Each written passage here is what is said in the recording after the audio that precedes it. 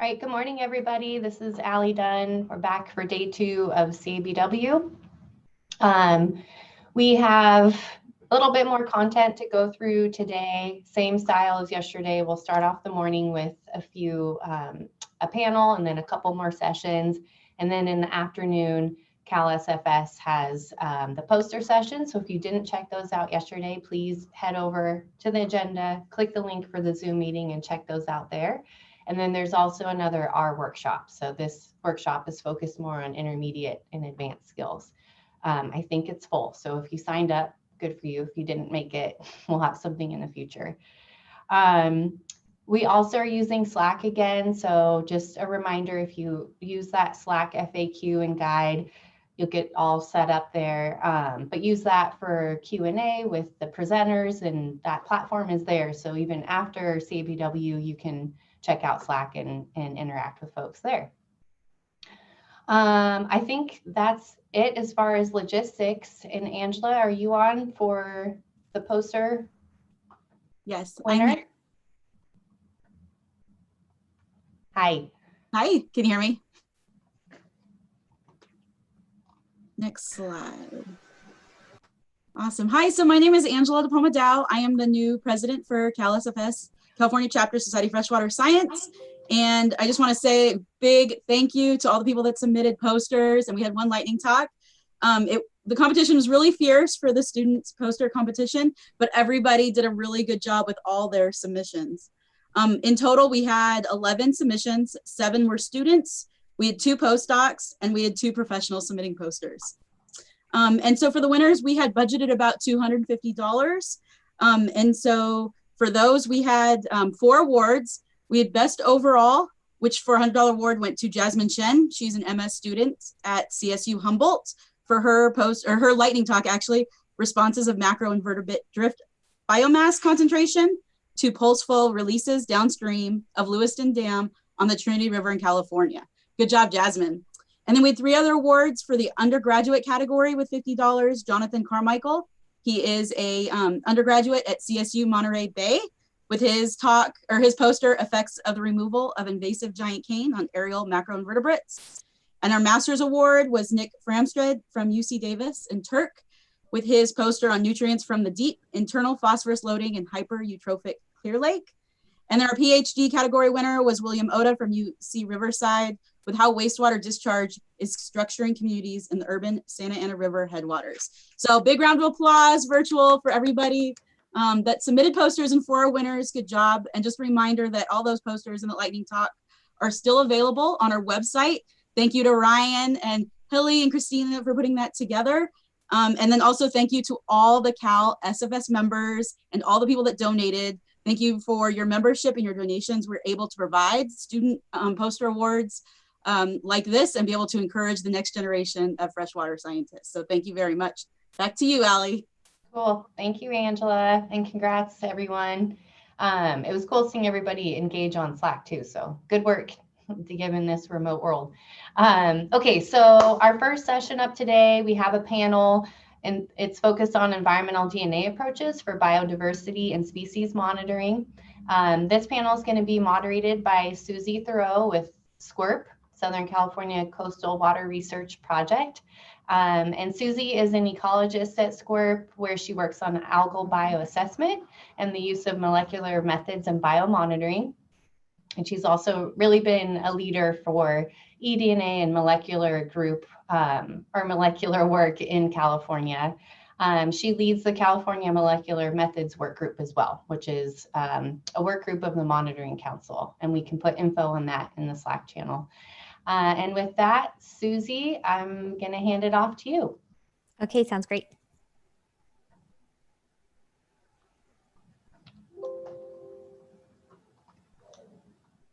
Okay, are we? There we go. Okay, awesome. Thanks, everyone. I'm excited to get started today. Thanks so much for being here for our session on environmental DNA. And thanks to Allie and Shuka and Nick and Swamp and CalSFS and everyone that was involved in organizing this great meeting. So I'm Susie Thoreau. I'll be the captain for this eDNA session. And I just wanted to start us off and make sure that we are all on the same page in terms of what exactly is environmental DNA. So let's see if I can grab control here. All righty. And go to the next slide, please. Okay, awesome. So you can click through a couple times. And so as I mentioned, so for us all to be on the same page, we know that environmental DNA is simply DNA that is isolated from environmental samples. So that's in contrast to what we might think about in terms of DNA that's isolated from individual organisms like a fin clip or a cheek swab, which we don't consider environmental DNA. Often when we're talking about environmental DNA, we're talking about DNA that's in water samples. And so that could be in the form of mucus or scales or cells. But eDNA can also refer to DNA that's found in soils or sediments or biofilm samples and beyond. We like to use eDNA to target a whole menagerie of organisms, anything from bacteria to algae to invertebrates, to fish, and many more. So those are all potential targets for using DNA to assess them out in the environment. All right, next slide, please. Okay, you can click through. Yeah, just click through a couple. Awesome. So the next one. So why exactly would we be motivated to use eDNA-based approaches for biomonitoring and bioassessment? So I want to go over, there are a couple of key advantages and a few disadvantages that are important to keep in mind for using these eDNA-based approaches. Namely, the advantages are the fact that when we use eDNA to monitor organisms in the environment, we can do so in a really non-invasive way. Often it means simply going and collecting a water sample from the environment. We also know that these eDNA-based approaches can be really sensitive and they have the ability to detect really small concentrations of target organisms. Oftentimes, our DNA sampling and analysis can be repeatable, largely scalable, and affordable, and in certain circumstances, really quick. So it offers us a number of great opportunities to be targeting organisms that we sometimes don't have the ability to do so with traditional morphotaxonomic approaches. On the flip side, there are a number of key disadvantages that are important to keep in mind, and I think that you'll hear a number of the different speakers in today's session mentioning. One of the big ones is that we are really reliant on what we call DNA reference libraries. So these are the collections of DNA reference sequences that we like to use for identifying the organisms that are present in our samples. And right now we know that the status of these DNA reference libraries is incomplete. Not every organism we want to target has one of these reference sequences available, and that can really limit our ability to detect them out in the wild. One of the other big unknowns when it comes to eDNA-based work is the fate and transport of eDNA through different aquatic systems. So how quickly does it propagate downstream? How quickly might it degrade with different temperature or UV exposure regimes? And there are still a lot of unknowns that are currently limiting our ability to model or predict how long eDNA might persist in the environment. So that's a really active area of research. And again, something that you'll be hearing about a couple times today from the speakers in this session. All right, next slide, please. So there are a few different approaches that researchers might choose to use when doing eDNA-based monitoring. And so the first method that I just wanted to provide a brief overview of is something that you may have heard of before, and that's quantitative PCR. So when we're talking about quantitative PCR, we're talking about using the actual number of gene copies present in a sample to target your organism. One of the other methods that you'll be hearing a lot about today is what we call DNA barcode sequencing. So with DNA barcode sequencing, you're sequencing a small snippet of DNA that we call a barcode or a fingerprint, and that helps us identify the target organism in your sample by comparing it to all of those known sequences in those DNA reference libraries. Now, if you want to supersize your DNA barcode sequencing and you want to target up to thousands of different organisms all at the same time, then we do what we call DNA metabarcode sequencing, where again, you're sequencing these little snippets or barcode regions within an organism's genome, and you're using that to identify many different target organisms all at the same time. All right, next slide, please. All right, so there are a couple of key goals that I have for today's session. So first off, I want everyone to come away with a good overview of eDNA-based approaches across conservation, biomonitoring, and bioassessment applications. I'm hoping that everyone in the audience today feels like they have a good handle on the strengths and limitations of eDNA-based approaches and might even be able to identify some potential research questions that you want to answer using eDNA-based approaches. And the cherry on top would really be if you find yourself identifying potential collaborators that you see in the session that you want to contact to either join you in your research or in your monitoring program. So with that, I am going to kick it off with a bit of an overview of how we are going about advancing some of these eDNA tools for bioassessment applications here in California. So Shukra, if I could get the next slide, please. All right, and one more. All right, so right now we really are seeing a broad interest in the integration of using eDNA-based tools into routine monitoring and bioassessment applications. I think it's what's bringing us all here to this session today, is that there's real potential in integrating these different methods into these routine biomonitoring efforts. We know that there are many researchers, largely in the academic sphere, but we're seeing it more and more in the commercial space that have been using these methods with great success. So eDNA-based methods are not just a shiny new toy, but they really have the potential to be a useful one. If you go to the next slide. But what I would put forward today is that there really still is a gap that exists between what we might consider eDNA research and application. And this gap right now is inhibiting the widespread integration of molecular tools into routine monitoring efforts. So I want us to be thinking about that a lot today, and the way that we can begin to build these bridges between the researchers and the management communities to hopefully accelerate the integration of these eDNA tools into routine monitoring efforts. All right, next slide. Next slide, there we are.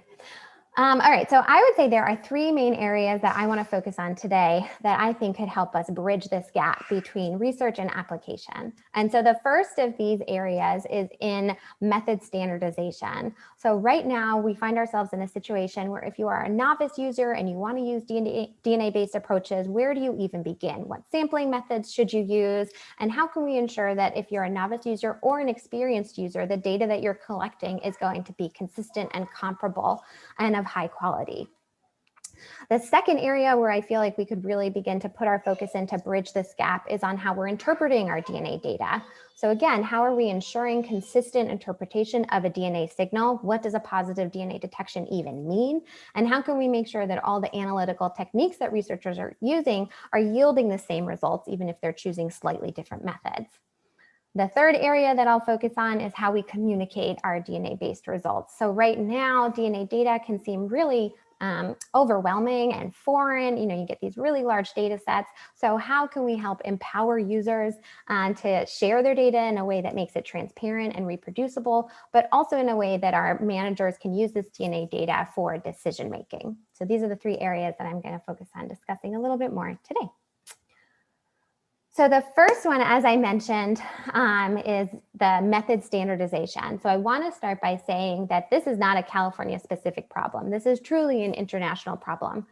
In the past year or so, I've attended no less than 6 conferences that were focused on exactly this topic, on standardizing DNA-based approaches and accelerating their integration into management decisions.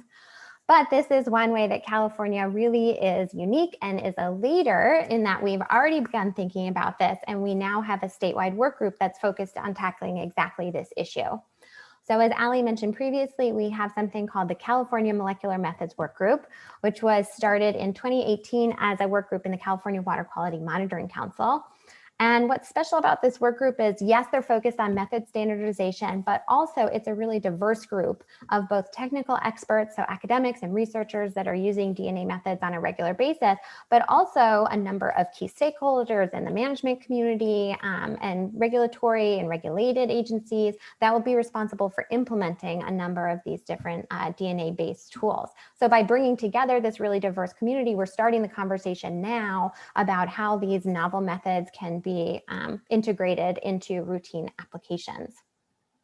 Next slide. So a couple of the key goals of this work group, just in case you haven't heard me talk about it before, one of the big things that we're focused on working on is developing draft standardized operating procedures for monitoring programs to be able to use as a template and implement it into their programs. Also, we'll be interfacing with stakeholder and practitioner communities as we develop these SOPs and then send them out for review for feedback, which we then integrate and make sure that these protocols are all going to be feasible for a diverse user community. And then this group will also be focused on a number of different pilot studies and intercalibration exercises once we have these SOPs in place for everyone to take for a test drive. Next slide. And so thankfully, the timing of this meeting was just so in that we have a couple of these draft SOPs now available and that are out for review. So if this is something that you want to go ahead and take a look at, you are welcome to go to the link that's on my screen now. And you can review these SOPs that we've developed and even provide feedback if you are so inspired. All right, next slide, please. All right, so the second area that I wanted to focus on was on giving our users better tools for interpreting DNA data. So the areas that I think we can really be focusing our attention is on understanding the strengths and limitation of what DNA data is telling us, and also identifying areas where we might be introducing bias due to our different analytical techniques. So once we have a suite of these standardized sample method collection, hopefully that we've been developing as part of our work group activities, how can we go about ensuring that everyone's interpreting their eDNA data consistently? So one of the ways that we wanted to partner with some of our user community in beginning to answer some of these unknowns is a pilot study that we did in collaboration with the San Diego Regional Water Board. So as part of this joint pilot study, we went into the field with a number of the water board staff. We worked through one of our sampling protocols, and we developed a sampling schema to begin to better understand how eDNA is propagating through the environment. We call this our DNA tracer study, and I'll give you a little bit more of the details, but it really, I think, highlights a great opportunity of when both like the research community and the management community can come together to test drive some of these novel approaches. Next slide, please, thanks. So as part of this study, we took some marine mussels that were placed in cages in 2 different freshwater systems, and they would therefore serve as a foreign DNA tracer that then we could use to detect the propagation of DNA downstream.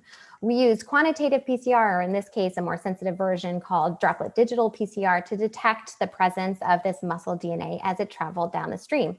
This was a small scale pilot study, and we were able to see, or we were looking to see if there were detectable differences in how DNA propagated in either what we consider to be an urban system, in this case, Coyote Creek in Southern California, or in a more natural system, the San Juan Creek, that we knew had a lot of organic biomass that could possibly interfere with some of our DNA signals. So if you just click next slide. So as I mentioned, we had inserted those caged mussels upstream in the stream and then monitored for them at various sampling locations, hundreds of meters downstream of where we might expect to find that DNA. Okay, next slide. And so, in fact, there were some large differences in how the DNA was propagating downstream in these 2 systems. In the urban system, which is a channelized stream, we saw sustained strong DNA signals that were able to propagate over 1,000 meters downstream. And in contrast, in our more natural system, we had consistently inconsistent or weak eDNA signals, and the signal sometimes wasn't even detectable within just a few meters of where we had inserted those caged mussels into the system. Now, this was a small-scale pilot study. There are a number of different environmental factors that can be influencing how this eDNA is propagating downstream. But what we were seeing was pretty consistently in those more natural systems, a weaker DNA signal. And we attributed a lot of that to the fact that we had more organic biomatter, which is known to glide onto your eDNA and make it hard to detect in your systems. All right, next slide, please. One of the benefits of this study, as I mentioned, is because we were partnered with the water board staff, that meant that they were able to go the next sampling season and deploy some more of those same methods that we had used in our eDNA tracer study for collecting additional eDNA samples all throughout a number of sites in Southern California. And we developed a number of qPCR probes for detecting some of their target taxa, including arroyo toad, the 3-cent stickleback, the crayfish, pond turtle, And with these probes, we were able to identify the presence of some of their target organism DNA in a number of these sites all throughout Southern California. Okay, next slide. So as I mentioned, this was a small scale pilot study and it is ongoing, but it served as a really nice example of the benefits of partnering with water board staff or other environmental managers or stakeholders at the genesis of a project. And that really provided a number of training opportunities and a real collaboration in the study design. It also served to highlight the importance of proper training and consistent SOPs that were being used across a number of these different sampling efforts. And also it's going to help inform a better understanding of how eDNA is propagating in these systems, and that's help us interpret our eDNA signals going into the future. All right, so next slide, please.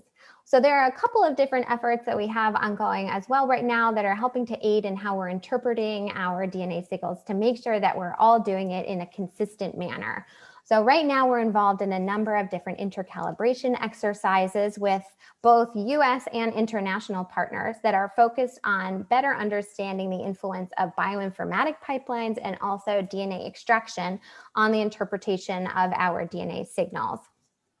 So for both of these studies, for the bioinformatic pipeline intercalibration exercises, right now we have a single DNA data set that's getting sent out to a bunch of different users that are all then analyzing it with their preferred bioinformatic pipeline. And then we take the taxonomic lists that are generated at the end of everyone's pipelines and we compare and look for the differences in how these different bioinformatic pipelines can eventually influence our taxonomic lists, which then eventually influences some of our bioassessment outcomes. Similarly, for the DNA extraction ring test, as they call it, we have some DNA samples that are have been homogenized and they all get sent out to a number of different labs, and we all extract that DNA with the same exact DNA extraction kit, but then we compare our sequencing results to see what organisms were present in each of the sample, and again identify where any of the different tricks or trades in everybody's lab protocols might be eventually biasing our taxonomic results. So both of these intercalibration exercises are helping us to identify what some of the best practice methods look like and how consistently they're being applied in a number of different user hands. All right, so I'll move on to the third area that I wanted to focus on, which is how we go about communicating some of our DNA results. So there are a couple of areas that I think we can really put our attention to, again, begin to bridge that gap between research and application. And I think this can be one of the ones that's the most intimidating, because as I mentioned before, when you get your DNA data sets, they can be large, they can be unwieldy. So how do we go about turning that into useful data that can be used to help inform management decisions? So the areas that I would focus on are on data management, data visualization, and as I mentioned, turning it into actionable information. Right here, I have a slide that includes a picture of a recent study that was published where the researchers did a large literature review to look at publications of environmental DNA-based studies, and they wanted to see what sorts of metadata people were including in the DNA results that they were reporting. So metadata really provides the context for where a sample was collected, how it was treated, how it was extracted, and all of that information is really critical for helping us interpret what the DNA results mean, but also potentially reproducing the analyses that those authors had performed. What the study found was that there's a huge chasm, I would say, or gap and differences in how everyone's reporting their metadata results. And right now there is not a consistent way in which folks are including that critical metadata alongside their DNA results when they get published. There are a couple of different efforts right now. I've included some of their pictures here that are focused on trying to standardize these different ways of metadata reporting. This includes something called the MICE guidelines for qPCR data and the mixed guidelines for reporting Metabarcode data. Right now, we're really missing standardized metadata for eDNA samples. That's something that we're working on as part of the California Molecular Methods Workgroup. So really, for the novice user, this can be very overwhelming, but we're focusing right now on trying to make it standardized, at least for California, if not beyond, as part of some of these international efforts. And I really think it'll help ensure that the DNA data that's getting generated is going to be reproducible. Okay, next slide. All right, one of the other ways that I think we can help make users feel empowered to interpret their DNA data and get out of it what they need for discussing management actions is in data visualization. And so we'll be hearing a little bit more later today from Macy Lynn about the work of the CalEDNA group, but they've been giving us some really great examples of what data visualization might look like. So for example, if you go to the CalEDNA website, you can search for some of your favorite organisms that have been identified at a variety of different environmental sampling locations throughout California. You can zoom in on those individual sites where they've been identified, get a breakdown of what bacteria or other organisms of interest were also found at those sites. And you can also download a suite of the metadata that's included with the environmental sample. So this is really, kind of the gold standard of what we want to see for how we can be empowering users to play with their data and really be able to feel like they are able to interpret it for what they need. Okay, next slide. Another way that we can be turning this DNA data into actionable information, I'll give you an example here of another data visualization technique. This comes out of the CHIME 2 pipeline that you can use for interpreting your metabarcode data.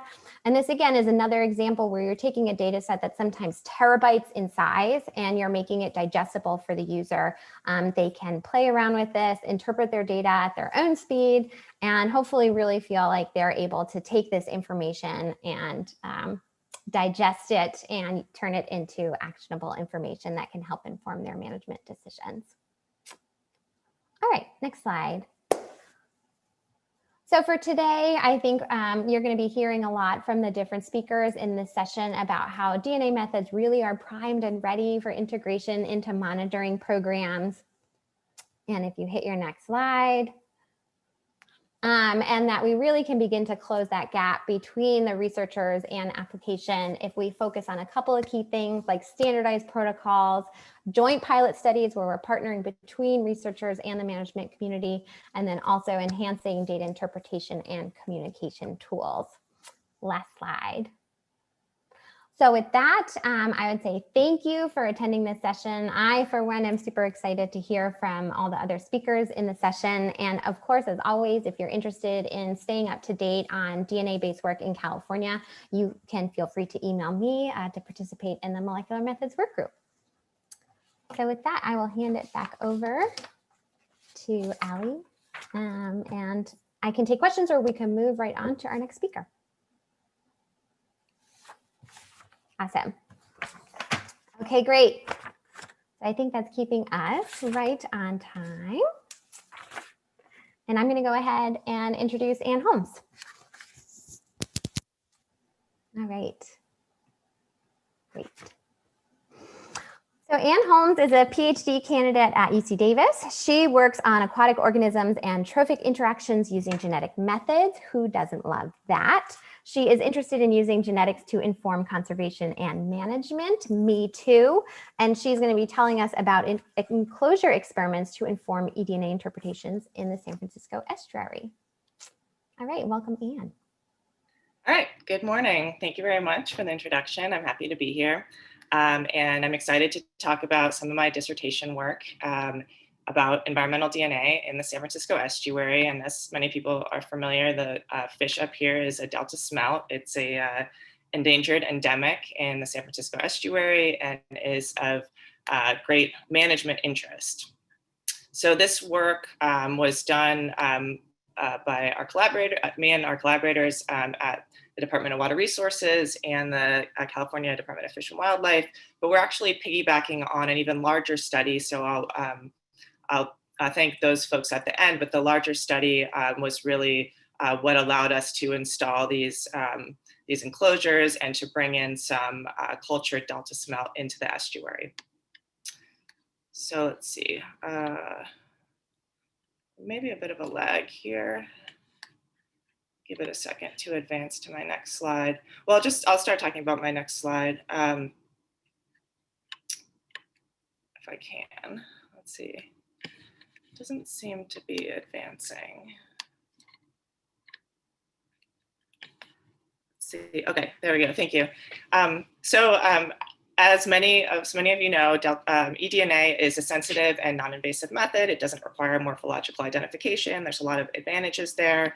But it is more difficult to interpret when you don't have an actual fish in the net. And as Susie mentioned, we're interested in what does a positive detection mean, especially when we're in an estuary where we have a lot of flow, potentially a lot of turbidity, boat traffic, and things like that. So this question of how do the environmental conditions and biological conditions affect environmental DNA detection has been explored in a number of studies, but is underexplored in estuaries. And so that's what we're looking to do here, is have a controlled study where we know that there are some fish in enclosures, and then look at not only what the main direction of flow does, but the tidal flow and how detection is affected over time. Next slide, please.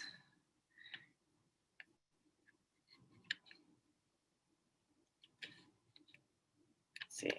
So, so this is the San Francisco estuary, and this boxed area is the study sites. There were 2 sites that we studied, 2 sites that we used, and this area is about more or less 100 kilometers inland from the coast. So the 2 sites I'll be talking about are both essentially on the Sacramento River. They're freshwater tidal areas. One near the city of Rio Vista, and one in an artificial shipping channel. Next slide, please. And some of the questions that we were interested in investigating, I mentioned before, should pop up in a second here.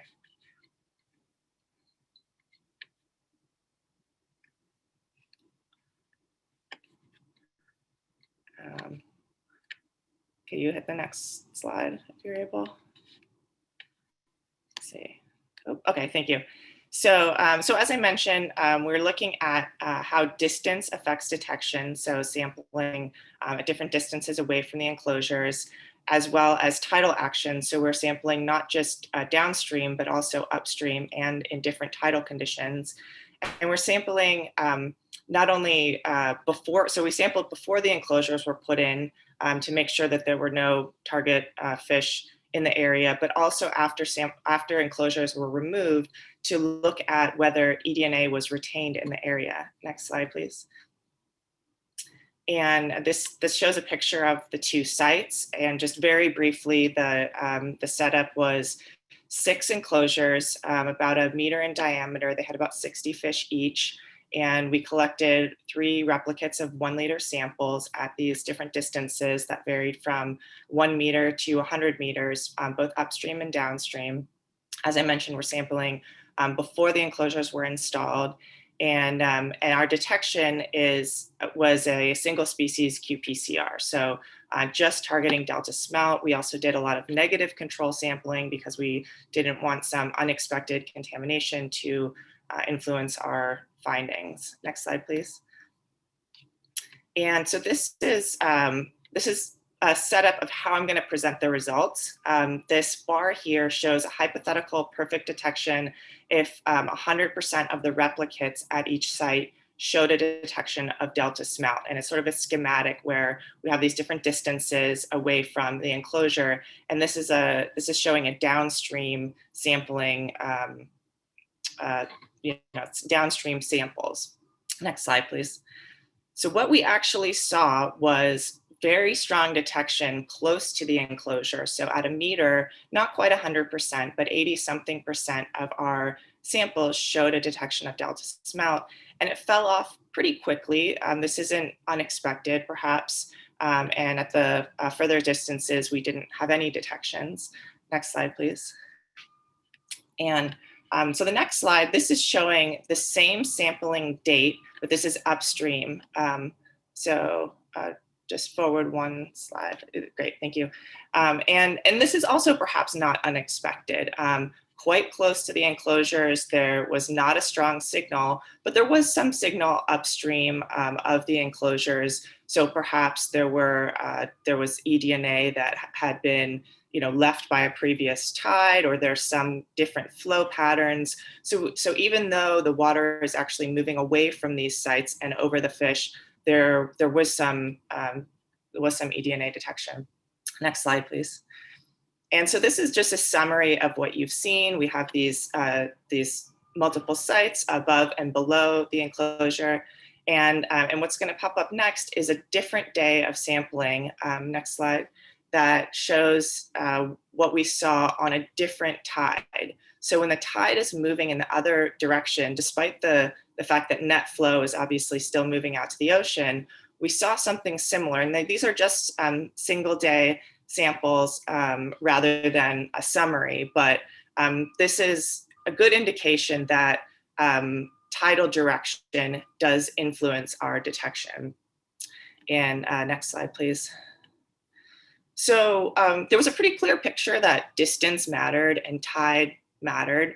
And so this seemed pretty intuitive. And then when we removed the enclosures, we actually saw something quite different at these two sites. Next slide, please. So this was a little bit surprising. At one of the sites, there was a lot of detections, and at the other site, there were almost no detections. And so we went from having this very clear picture to something that was a little bit more confusing. These two sites are quite different in terms of the width, in terms of how the channel is used, and in terms of boat traffic. So, so that might explain the differing results, but I think it really points out the importance of habitat and how that might influence environmental DNA detection. Next slide, please. So just as to sum this up, distance was important. There was sporadic detection up to 100 meters, and that's not unexpected. There's other studies that show in other systems that eDNA can be detected quite far away. As I mentioned, tidal direction was important. And retention, I think, is something that probably requires some more inquiry, especially hydrological differences in these two sites. Next slide, please. And so just final thoughts, the distance and the timing that we saw sort of confirm that environmental DNA is a quite sensitive method, but that estuaries are challenging for environmental DNA detection. And this is what I've seen in field detections of delta smelt, and that's what led us to these more controlled scenarios. And based on what we saw, the presence absence seems to be a good, a good interpretation of detection rather than trying to quantify abundance based on all of these different factors that we saw that can change detections in a relatively small area. And as I mentioned, habitat variability is important. So, so basically, the positive detections were important, but I think the negative detections are important too. It shows that you can be quite close to a large number of fish, but depending on how the tide is moving, you may not see a detection. And I think this provides a lot of information, particularly for estuaries where you have this bidirectional tidal flow. And with that, next slide, please. I just want to thank the funding agencies, DWR and CDFW, and the many people who contributed to this study. If you're interested in learning about this study, feel free to contact me on the Slack. And I've also posted my my website there for some other work that I've been doing. So thank you very much. That was perfect. Thanks, Anne. I think those are exactly the types of studies that are helping us interpret these eDNA signals. So thank you. All right, next up we have Kristin Armins, who is a research scientist with the California Department of Fish and Wildlife.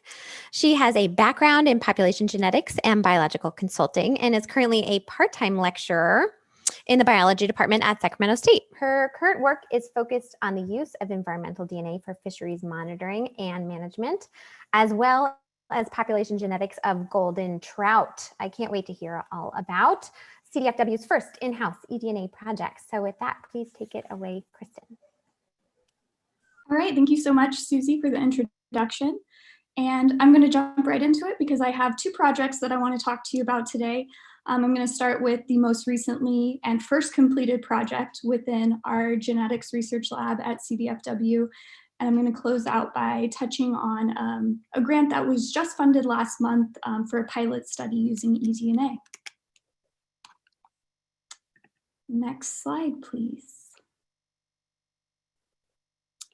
So I'm going to start by giving you a little bit of background on the study area before I jump into the eDNA aspect. So the map you see here depicts the native range of a federally threatened trout, the Paiute cutthroat trout, or PCT. And this is a pretty small headwater area in the headwaters of the East Fort Carson River in Alpine County, California. This is only about a little under 18 kilometers in length, and this includes Silver King Creek and its tributaries. Next, please. And due to a long history of non-native trout stocking in this watershed, as is the case with many native fish in California, Paiute cutthroat trout were really impacted by the effects of these non-native fish that ultimately nearly led to their extirpation through predation, competition, and then in the case of non-native rainbow trout that were stocked there, we also had issues of hybridization. Next, please. So to remove these non-native and hybridized fish, much of this watershed had been treated with a commonly used fish toxicant, rotenone, over a series of years. Most recently, these rotenone treatments occurred from 2013 to 2015. And this was possible due to refuge populations that were free from non-native trout stocking. And that's what you see in the yellow lines within the watershed, these refuge populations. And ultimately, reintroduction of Paiute cutthroat trout throughout their native range was planned for 2019 within those rotenone treated areas. Next slide, please. So given this long history of non-native trout stocking, we wanted to use eDNA to address whether brown trout and rainbow trout had been successfully removed from the system. These results that I'm presenting are actually the third year of eDNA analyses. The first 2 years were conducted by the US Forest Service lab in Montana that helped us before we had our lab up and running. And efficacy of these rotenone treatments does vary, and it's best practice to confirm removal of the target fish. So this is where eDNA came in. And some of these areas within the watershed are notoriously challenging to electrofish, and they're high gradient, there's high turbidity. So this was an additional measure to really confirm non-native trout removal in a situation where the stakes are pretty high. Even if there's a few non-native trout still present, this could really compromise the costly and time-consuming reintroduction efforts that were planned. Next, please. So in the field, just to give you an idea of the scope of this study, we had 183 sampling sites across these rotenone treated areas that were spaced every 100 meters. This was kind of based on the distance that some studies have shown eDNA travels, and it was on the very conservative end of this to make sure there were no spots untouched where we might be missing a single fish that could still be present in the system. And again, this is the third year of analyses across these exact same sites where these sites were sampled year after year. Next, please. Using 5 liters of water that was filtered in the field. So we took these filters back to the lab, and that is what we extracted the DNA from. Oops. So we used 3 target species assays ultimately. I'm going to focus on the brown trout and rainbow trout aspect, but we did also test for cutthroat trout DNA as well. So this was the qPCR approach. And we were just kind of wondering if we might have actually seen that some of the refuge populations were transported over barriers during high flow conditions. But the main focus was, again, these non-native trout. And so we use this quantitative PCR approach. We always use a series of replicates in these types of experiments because we're dealing with such trace DNA potentially. And we considered 2 to 3 out of 3 replicates to indicate that the target species was present. If there was only 1 positive detection, then we reran this sample 6 additional times. So to give you an overview of these results, in 2018, I did detect a single detection of rainbow trout across a series of ultimately 9 replicates, but we could not replicate this result. So while this made managers a little bit nervous, ultimately we considered this extremely weak evidence for presence of the target species. again, we did this sampling over 3 years to give even more confidence in whether or not these species were present. And there was a bit of concern because in 2016, there was one rainbow trout detection considered positive at the downstream most site. So ultimately, managers wanted to know, what do we do with the single detection? Should we be concerned? Again, we want to move forward with this reintroduction process. So ultimately, I would just emphasize that this eDNA data set should never be considered in isolation. We had 3 years of field data also to compare. We had electrofishing data in portions of the watershed. We had snorkel surveys, and they all also indicated no native trout presence. So what does this single detection mean then? This is what ultimately managers want to know. So there's always this issue of contamination that must be considered in these types of studies because we are dealing with such trace DNA. We have really stringent protocols both in the field and in the lab to prevent this. And we use negative controls to also help us to feel more confident that there isn't any contamination. And we didn't see any evidence of this. But there's always an additional issue that trace DNA could be transported from outside of the system. Downstream from the sampling area, we actually have non-native trout that are still being actively stocked. So could simply a mammal traveling through Silver King Creek be transporting some DNA on its fur? Could avian predators be bringing portions of fish into the study area? There's actually been a study that showed that fish DNA could persist for up to a month in avian feces. So these are things that we really can't control for, but we must consider. Ultimately, with these results alongside the field data, this really supported the reintroduction process, which began last year in September and is continuing over the next few years. By testing for cutthroat trout DNA, we also found that some of these fish, Pyote cutthroat trout, were actually present within the rotenone treated areas, likely transported over barriers during high flow conditions. So we're actually augmenting existing populations through reintroduction efforts. And eDNA is going to be used in a more targeted approach moving forward as this process of reintroduction continues. All right, now I'm going to shift gears and just briefly touch on this recently funded state wildlife grant that our lab received. That has 2 primary goals. One, to assess the native fish assemblage in the Lahontan Basin, and then to compare eDNA with electrofishing data. So the first objective is actually to develop an eDNA qPCR assay for mountain whitefish, and then to test some other special status fish within this native fish assemblage, including Lahontan cutthroat trout, mountain sucker, and Paiute sculpin.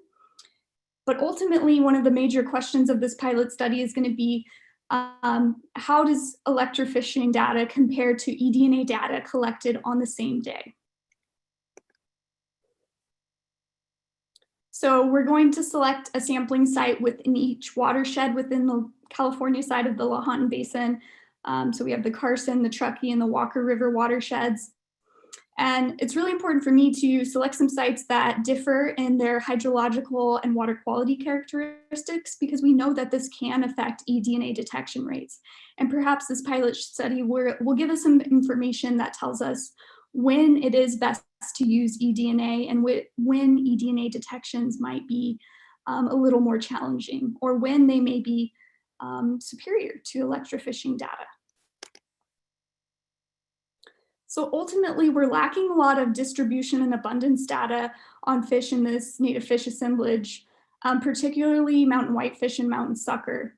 So my hope is through this pilot study, we can decide if we can use eDNA on a much greater scale and use this for a range-wide study of these fish, and that this could be our first step in addressing the insufficient data that we have on these fish.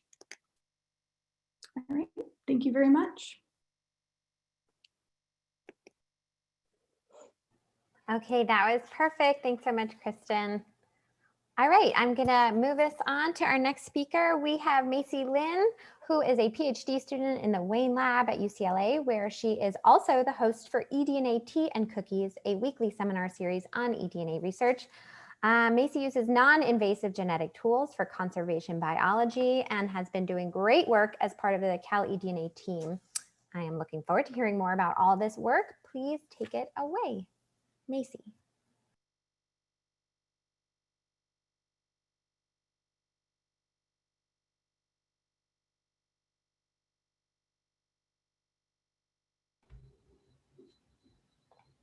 Hello, I think I'm trying to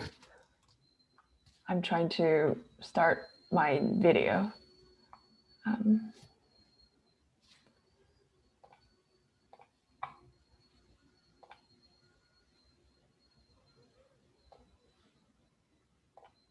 Okay. Hi, sorry about the glitch earlier. Perfect. Cool. So I will be presenting the results from the CalEDNA project initiated in 2017. I will be moving to a different perspective, mostly focusing on eDNA's potential for biodiversity mapping in a mostly terrestrial ecosystem. So to give you a little background on these projects, we all know California is a biodiversity hotspot, but still there is some lack of understanding of biodiversity across the tree of life. So our approach took advantages of environmental DNA and citizen scientists to actually achieve a relatively larger phylogenetic scope and larger sampling effort.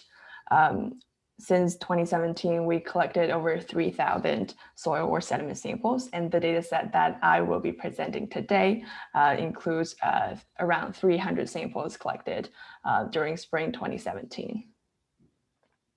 Cool. So our objective are threefold. First, we want to understand what was found in the eDNA samples that we received from the volunteers. Secondly, we want to understand how does the abiotic environment relate to the biodiversity patterns.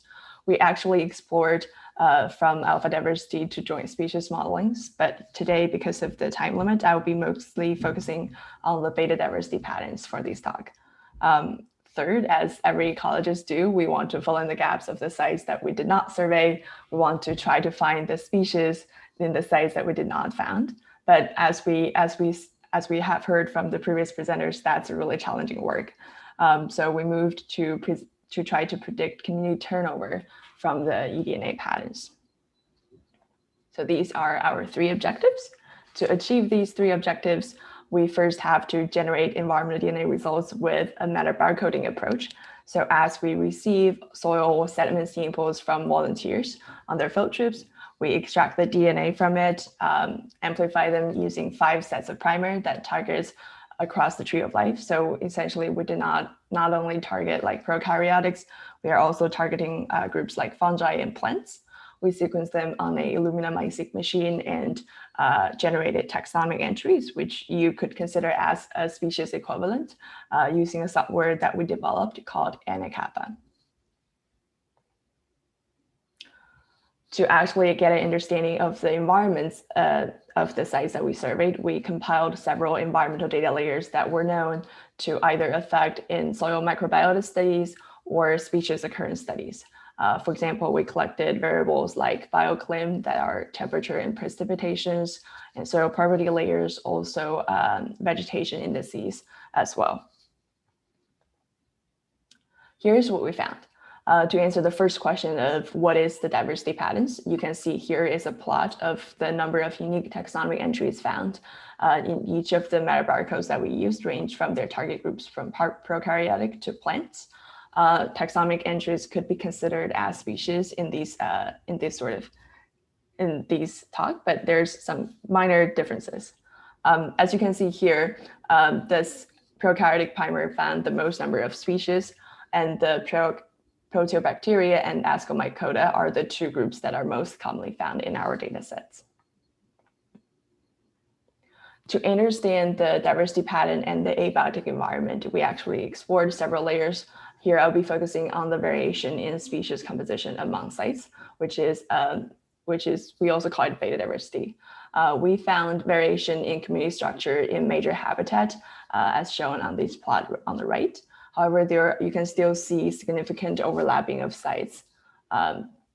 So we decided to zoom into each of these major habitat and try to plot the minor habitat scales. Now you can see there are finer scale partitions in minor habitats. Here I'm showing a zoom in plot of the shrub dominated habitats, and the chaparral and the scrub environment are separating on the first axis. We also explored the correlation with environmental measures as well.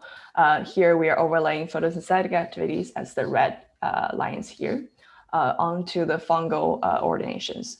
And as you can see here, the photosynthetic activity actually separates the first axis of the fungal group's ordination very well.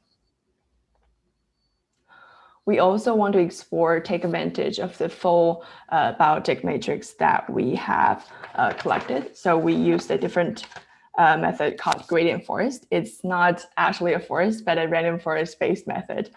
So it's able to take advantage of handling large data sets and correlated environmental variables altogether, and identifies the community response and with the environmental gradients. So instead of the similarity matrix that we used in the traditional beta diversity analysis, we further cleaned the biotic occurrence data sets and converted them to species presence and absence patterns. The environmental measures were extracted from the 33 rasters that I showed before. What we found from the gradient forest analysis is that the gradient forest model explained a total of 35% of variations in the biological matrices. And the top three predictors are elevation, sand percentage, and photosynthetic activities. To answer the third objective of trying to predict the community turnover patterns, we used the abiotic and biotic relationship inferred from the last slides. We're able to transform the unstructured environmental variable matrices into according to the cumulative importance variables and turn it into a biologically informed community turnover matrix with a wall-to-wall coverage in California. We also colored the sites by the principal components. So on the sites, on the plot that I'm showing here, the sites that have closer color will tend to have a closer community composition. Here, sites A and sites B are more likely to have more closer community composition compared to site C. And here is what we found from the gradient forest map. So on the left is the gradient forest map. On the right are the EPA map and the USDA ecoregion maps. You can see that our gradient forest map were able to recapitulate a lot of the patterns from the EPA maps, such as like the Northern California coast, the Central Valley, the two deserts. So the main takeaway of the study is that we were able to explore different layers of the diversity patterns and found that environmental DNA is a good measure for biodiversity assessments. We were able to peek into predicting community turnover from eDNA by recovering a high resolution community turnover map like the existing ecoregions. I have to say there are still some limitations in the eDNA studies. For example, we also found stochasticity in the eDNA sampling as well. We found a sufficient level of replications and incorporating variations into the models are very important as well. The 300 sites that we have included here is a good amount of sites, but still there's limitation of the sample size. So we are planning to reanalyze the data with the next stage of CalEDNA efforts. We are also trying to think about ways to ground truth the turnover maps that we achieved and try to actually apply the eDNA informed map for conservation management as well. Since then, CalEDNA has actually expanded a lot. So the projects that I want to mention here is the Protecting Our LA River. It's in collaborations of dozens of local NGOs and agencies. We were able to help with restoration efforts as well. Dr. Robert Wayne and Dr. Beth Shapiro has also developed an active learning class that used environmental DNA to introduce freshmen to career for conservation biology as well. My colleague, Mara Palacios, is also presenting a poster on the Mojave Desert Springs results as well in these talks. So yeah, it has expanded a lot. With that, I would like to thanks for my co-authors for their collaborations and guidance. Thanks for my funding agencies. And if you're interested in this study, you can check out our preprint on the bioRxiv as well. Cool. That's it. Awesome. Thank you so much. That was great. CalEDNA is really giving us so much great data across the state. So I look forward to all of these future insights. All right, so that brings us to our last talk for today, and that is going to be a tag team effort from Joseph Crane and Peter Hoopt. And so Joseph Crane is the co-owner of Jonah Ventures, which was founded in 2014 and helps clients answer ecological questions with DNA sequencing. And Peter has been with SWAMP for 3 years and is a recent graduate of the Oregon State University College of Forestry. So they will be tag teaming this presentation on using Jonah Ventures for answering bioassessment research questions. Take it away. Good morning. I'm Peter Haupt from the SWAMP IQ unit. Next slide. To quickly review the SWAMP mission, we evaluate the physical, chemical, and biological quality of water to support a wide variety of users. Through carefully designed programs, we provide timely, high-quality data to assist other entities throughout the state. Next slide. In a 2020 program review, it was found that SWAMP's monitoring needs exceed their existing resources, and coordination between programs needs to be better integrated. This is where we think eDNA can provide great value to the program. Next. Metabarcoding can be implemented in a variety of ways and can drastically reduce collection costs, increase turnaround times, increase data quality, fill in data gaps like fish and other indicators, and improve coordination among programs using a single data type. Next. Metabarcoding gives us an opportunity to expand the scope of existing programs and provide a holistic panoramic view that incorporates a wide collection of species across the landscape, allowing us to examine the detail of a single species occurrence within a watershed, as well as a greater assemblage at a single site. Next. Integrating soil, sediments, and biofilms can provide an even greater understanding of the ecosystem. Next.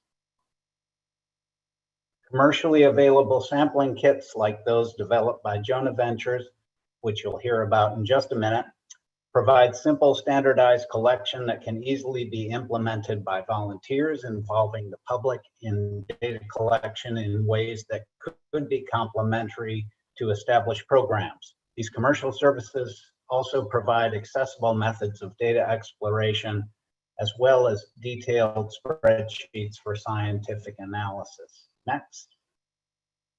We're encouraging programs and regions to explore the benefits of eDNA and submit proposals to SWAMP.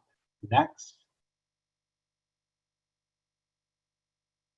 Next. SWAMP will continue to contribute to the Molecular Methods Workgroup, developing protocols and standardizing data integration. We also hope to expand our partnerships and contribute to larger efforts like the U.S. Forest Service EDN Atlas pictured here on the slide. You can see we're a bit behind our neighbors to the north and east.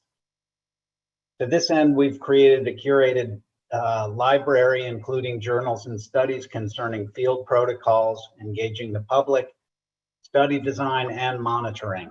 This is available in a link I will post on the Slack channel. Next. The cost, efficiency, and comparability of eDNA data collection make it an ideal way to better coordinate between programs and allow our existing resources to meet our monitoring needs. Next. While the eDNA team was conducting research this spring, we were fortunate to be contacted by Nicole and Joe from Jonah Ventures and have been participating in their pilot project. Shuka and I have been using their sampling kits to sample from reference stations with historic data, and we'll be analyzing the results as they come in, but COVID and fires have slowed progress significantly. The kits are really easy to use and contain a preservative so that you can mail them in without any ice.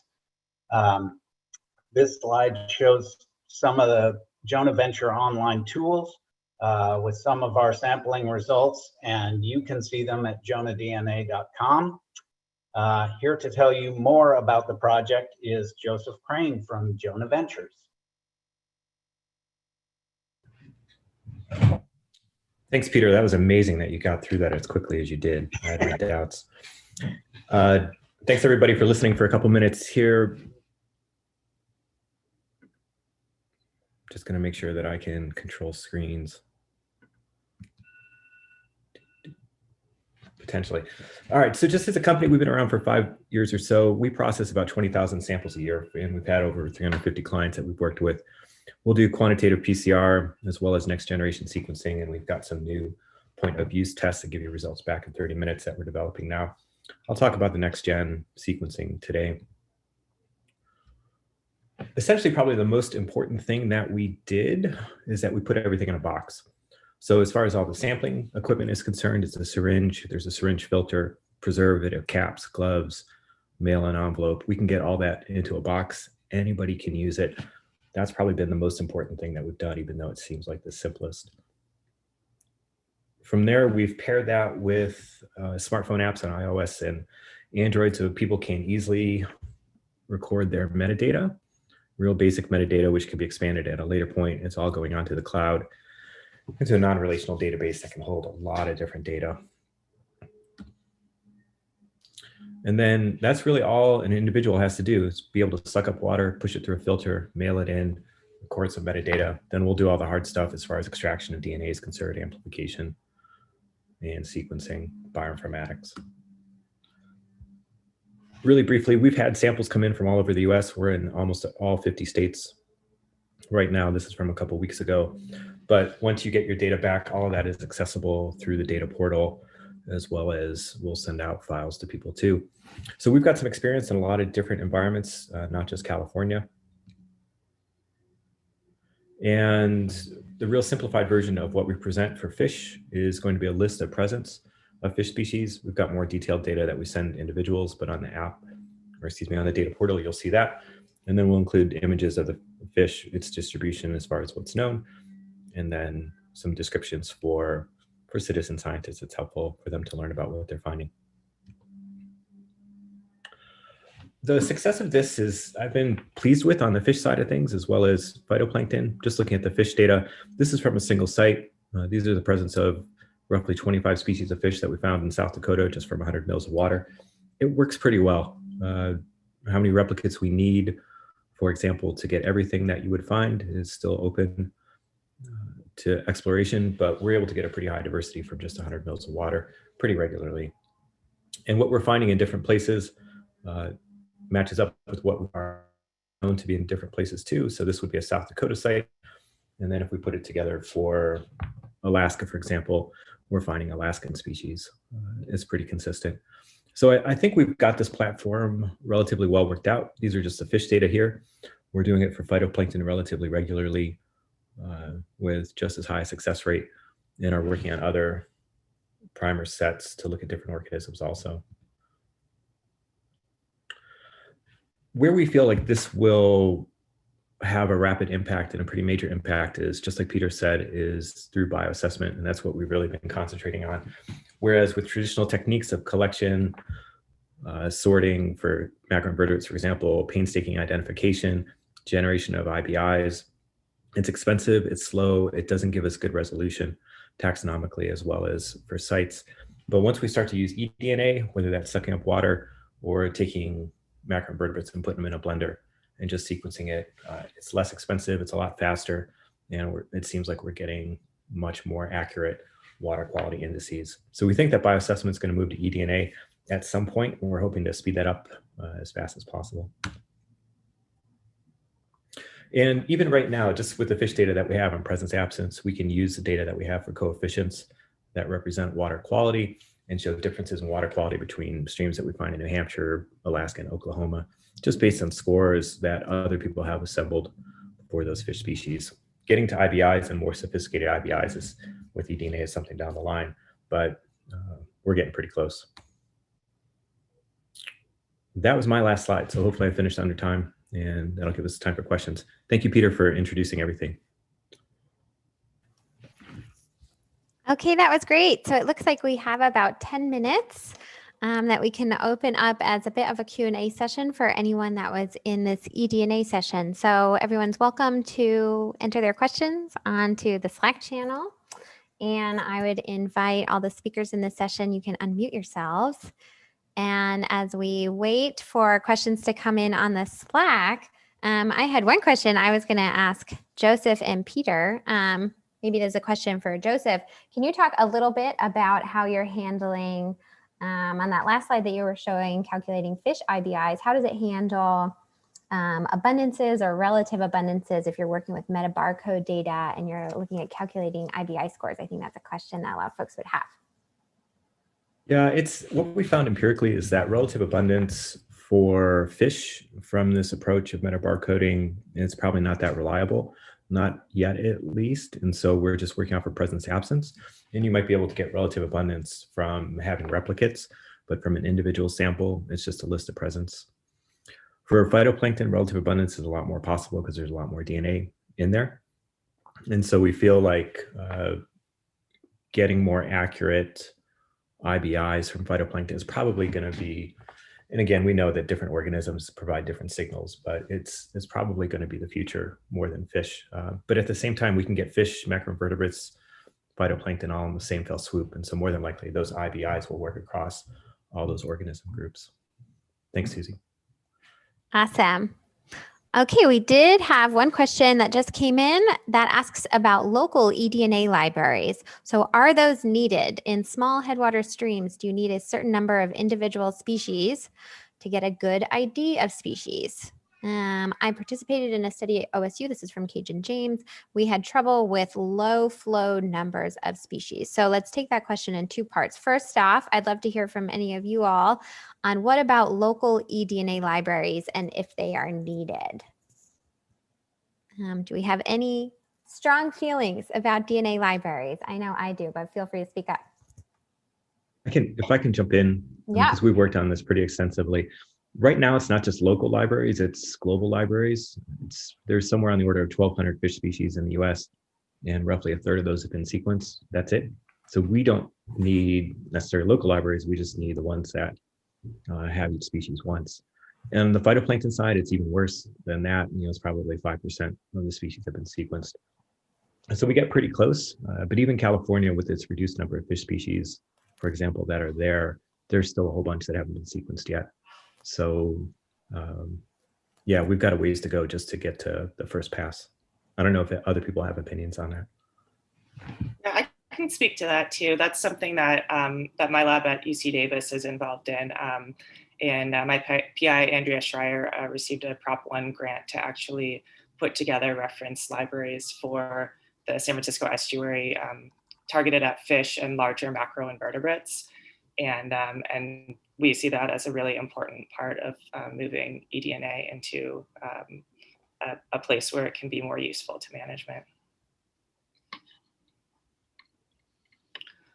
Yeah, another data set that I know of is developed by my colleague Zach Gold called FishCAR. So it's a marine fish 12S California specific reference database. So I think it's definitely like very important to construct local reference DNA thread libraries if you see that you have trouble finding the number of species, or you have trouble like finalizing, or for example, if it's possible that you found match to like family level for like a different species at a different locality. That's like where it's necessary to have those. Okay, awesome. I just got another question that came in that says, can you get terrestrial plants in aquatic eDNA? Is there anyone that wants to take that question? Yes, you can. And one source we think is through pollen, but I think it's also possible to detect plants through detritus or just bits of material. But yeah, definitely. Yeah, I think the idea of the autochthonous versus allochthonous input of eDNA is a big one, an active area of research. And a lot of folks are interested what can be getting washed into your watershed if you're looking at aquatic eDNA. So I think that's an active area of research. But the short answer is yes, you can get terrestrial DNA in your aquatic samples. Any other comments on that? I'll just add to that that we could take that as far as terrestrial animals or mammals as well, especially in areas where maybe there's not frequent water sources for those mammals, and we know that they probably are visiting a certain aquatic area often. Awesome point. All right, so one of the other questions that I was hoping that we would hear from the panelists about are what's the area that you would like to see the greatest amount of research efforts focused on in the next 5 to 10 years? So maybe we can just go through everyone if you have strong feelings on where you think our eDNA field really needs to concentrate its research efforts right now to help advance eDNA and the integration into routine monitoring efforts. I can start off with my opinions. I think what we heard a lot today already was that some of the DNA reference libraries can really be constraining our ability to identify some key target taxa in our samples. I think to a certain extent that's some low-hanging fruit. We know we're good at sequencing reference sequences. It's just a matter of devoting the time, effort, energy, dollars, and hopefully being able to actually sample those organisms that we need those reference sequences for. So I would love to see some really big progress in that arena so that it's just something we don't have to worry about in 5 years. Anyone else? Yeah, I'll add that I'd really like to see more data on using eDNA for abundance estimates, which we're already seeing a lot of publications on this, but I think in the next 5 to 10 years, we're going to really refine our ability to use eDNA to create these abundance estimates. And then also looking at doing like RNA-seq or getting at gene expression ultimately from a water sample potentially, and how that might have implications for ecosystem condition and how gene expression might be changing, especially for thinking in California, post-drought, post-wildfire, things like that. That would be so great. That would be such an exciting area to see some more development. We talk a lot about it in the harmful algae world. If we can get at RNA transcription as an early warning indicator, so that would be awesome. Anyone else? I think your study on fate and transport is really important, that, you know, we can sort of determine how far this is moving. I thought the studies today were great. Awesome. Yeah, exactly, Peter. I think that's something a lot of folks would love to see. And in the increasingly more complicated arenas also, like estuaries and beyond, where we're dealing with our tidal regimes. That would be awesome. Anne or Meiji? I would think that SOPs is the most important thing, like next steps. And maybe also trying to, like, we do a lot of experiments to test like the transportation distances, to test like the replicates and the stochasticity in them. I think it'd be important if we could model them to some extent so that we don't have to completely use empirical data to inform our choices. Awesome. Some things that I see are on the communication front. So communicating not only the potential, but also the limitations. eDNA is, you know, it's another approach, and it, like all methods, it has some limitations. And I think that will help integrate eDNA with other methods where it can be complementary. Yeah. Awesome. Awesome. All right, I see another question that came in that is from Keith, and he asks, have people gotten eDNA detections at distances over 1,000 meters? What is the maximum spatial scale people think eDNA can be detected in aquatic habitats? Does anyone want to take that one? Yes, I've seen those numbers published, and I think it's very possible. I think it's probably varies a lot on habitat and species. You know, how abundant was the species to start out with? How does the transport work? But yeah, there's a lot of really good questions to explore in those long distance transports. Yeah, something that comes to mind thinking about long distance transport is a study done by Kristin that they looked at distance of travel of, I want to say an invertebrate species, maybe Daphnia, that was transported from like a lake outlet downstream up to 10 miles in this stream. So possibly really long distances, but for fish studies, it doesn't seem like we've shown that that we have that long of a distance necessarily.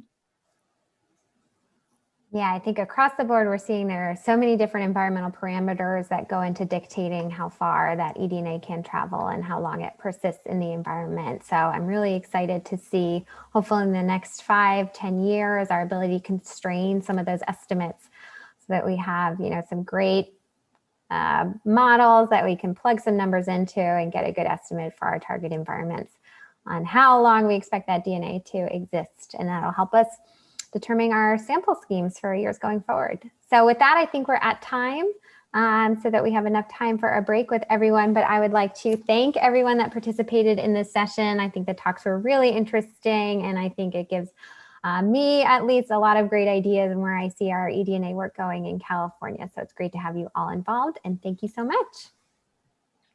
Susie. All right, thanks, Susie, and thanks, everyone. Let's come back here at 10:25.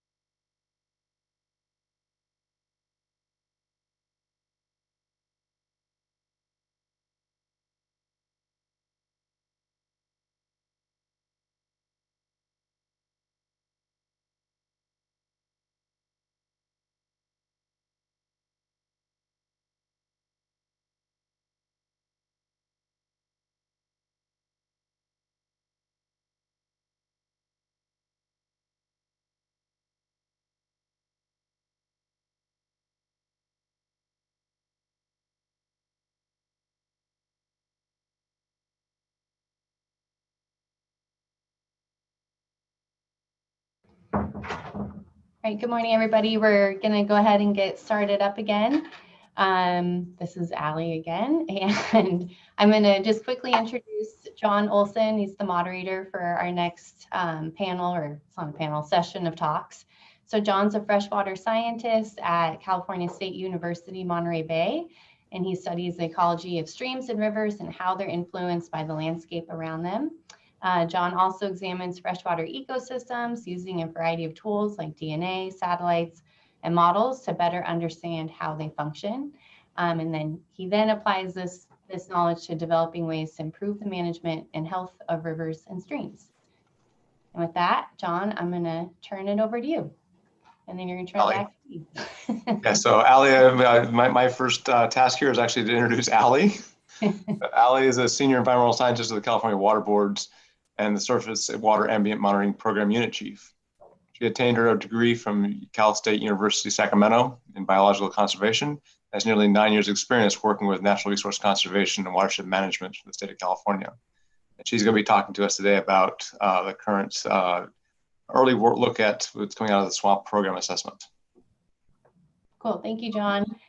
And thanks for that introduction. I will just briefly be talking about current efforts with the SWAMP bioassessment program, and then give a little sneak preview of the most recent results for the Perennial Streams Assessment Report, which was developed by Andy Wren and others. And Andy's also on call for Q&A if there's questions I can't address if and when we get there. So just very briefly, I think, you've all heard a lot about bioassessment today, but for those that are new to the program, what we're looking at is looking at water body condition based on the things living within that system. So primarily we're looking at macroinvertebrates and algae. The bioassessment program through SWAMP is many things, but there's two core monitoring programs, the Perennial Streams Assessment and the Reference Condition Program. And so with the PSA, that's random sites throughout the state looking at long-term trends, and then the reference program is more targeted monitoring, looking at water bodies that are in reference or good condition. And so, like I mentioned, we are primarily looking at wadable streams, mostly perennial, and the way that we're using that data, and I'll just speak for the state boards program, but the way that we use that data is a couple of ways. One of which it helps inform our biological objectives. So in past years, you've heard from the San Diego Regional Water Board. They've done some work in that way, but it's also really critical in integrating different data sets. So being able to use that biological data for these more holistic assessments of watershed condition too. So just a couple examples. If you're not familiar with the program, go poke around on our webpage there. And there's lots of material there that you can peruse at your leisure. Okay, so what we're up to currently, the kind of key efforts underway is really focused on improving the data lifecycle of bioassessment monitoring. So wait 1 second, I had a little, bear with me guys, I just had a weird crash. Wait for it.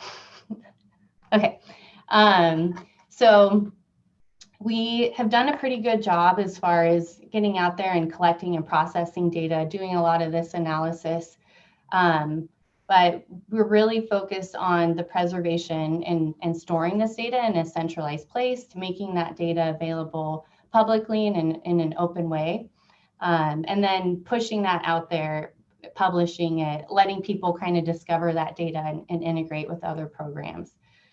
Through that, then we're hoping to be able to develop more of these data visualizations. So down here at the bottom left of the screen is a prototype we have, just trying to get the data communicated in a way that makes sense to multiple audiences. So folks that maybe aren't familiar with biological data, we want to say it in a way that makes sense to them.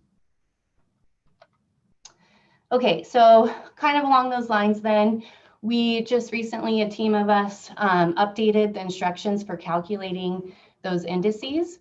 The first draft of that primarily just focused on the CSCI, whereas this is pulling in the ASCII and the Index of Physical Integrity, or IPI. That draft will be available, we're hoping, by early November. And again, I just plopped the webpage there, so feel free to peruse that when you get some time. Second and last update then is the ASCII calculator was revised back over the summer. And that package is available on SCORP's GitHub page, which I have listed here. And when I go over the PSA report, you'll see that I left ASCII out because of those revisions. We're recalculating the ASCII scores statewide. So stay tuned for the final report, which will have all those things there. Okay. So jumping into the PSA results, the PSA is really focused on these 4 primary questions. I won't read them. We'll go over the results through the next slides. And it covers this 11-year time period between 2008 and 2018. The design is, like I said, it's a probabilistic design with random sites throughout. And each survey site represents some portion of that total perennial stream length in the state, or its weight. The survey is stratified by region, land use, and stream order. And there are several different indicators that were used that went into that. We're not using ASCII, as I mentioned previously, but the CSCI, IPI, and CRAM I will touch on today. There are several data sets that were also used throughout the state. And I just wanted to emphasize here that we have the PSA and the PSA through the bioassessment program, but there's also several survey partners, and their data has also been used to compile this report and the assessment. So that's the key take home there. Okay, so jumping into some of the results. So this is really getting at the biological, physical, chemical condition of streams statewide. And so just, I'll try and keep this brief, but if you look at the CSCI, about almost 50% of the perennial wadeable stream length in California was likely intact for that 11-year time period from 2008 to 2018. If we look at IPI and CRAM just being another measure of the physical attributes in a stream, you kind of see that the IPI might be one of the least sensitive indices, in that it had more than 50% of the stream length likely intact. Whereas with the CRAM, you see a considerably different story. So there's only, just over 30% or so of statewide stream length that scored is likely intact, which is lower than the other guys. So this slide is just showing, if we break that down by each of the ecoregions, the CSCI, that percentage of stream length is in that best biological condition through 2008 through 2018 really varied across these different ecoregions. So just to highlight some of those, if we look at the North Coast, for example, the Sierra Nevada, those both being on the right-hand side of the screen, center and bottom, those have the highest percentage of likely intact. Whereas if you look at Central Valley, most of the stream length is not doing so hot. And that's a trend we've seen over time. So this bigger question then of, are stream conditions changing over time? So I organized these just by each of the indices. And for the CSCI, if we look across all years, you'll see that there's kind of the stable trend across time. Whereas with some of the regional results, the different regions really vary across the state. So there's, North Coast, again, Sierra Nevada, you see that they're still pretty likely intact over time. Whereas, you know, chaparral might be getting a little worse for that likely intact over time. And in the interest of time, I'm not going to go over all of these results. Okay. Okay, so for the IPI or the physical attributes then, we see again, similar trend there where things are relatively stable over time statewide for all years. The regionally, again, there's some variation. So as an example of that, if you look at the chaparral, this top left, or we look at the North Coast and the Sierra Nevada, things are staying pretty much the same in better conditions. And sorry for jumping over this, but there's a lot here and not very much time. For CRAM, again, another physical attribute measure that we have. The trends are pretty relatively the same over the time. Central Valley, you see there's really a lower amount of intact going on. North Coast, again, staying pretty good. Okay, and so this third question about, we're looking at the relative condition of streams statewide. Okay. So the sites just quickly were classified into these 4 different land uses: ag, urban, other, and forest. The main take home from here is we see a lot of the ag and urban dominant watersheds are really impacting biological conditions and the physical attributes, whereas in the forested watersheds, things are a little bit more intact.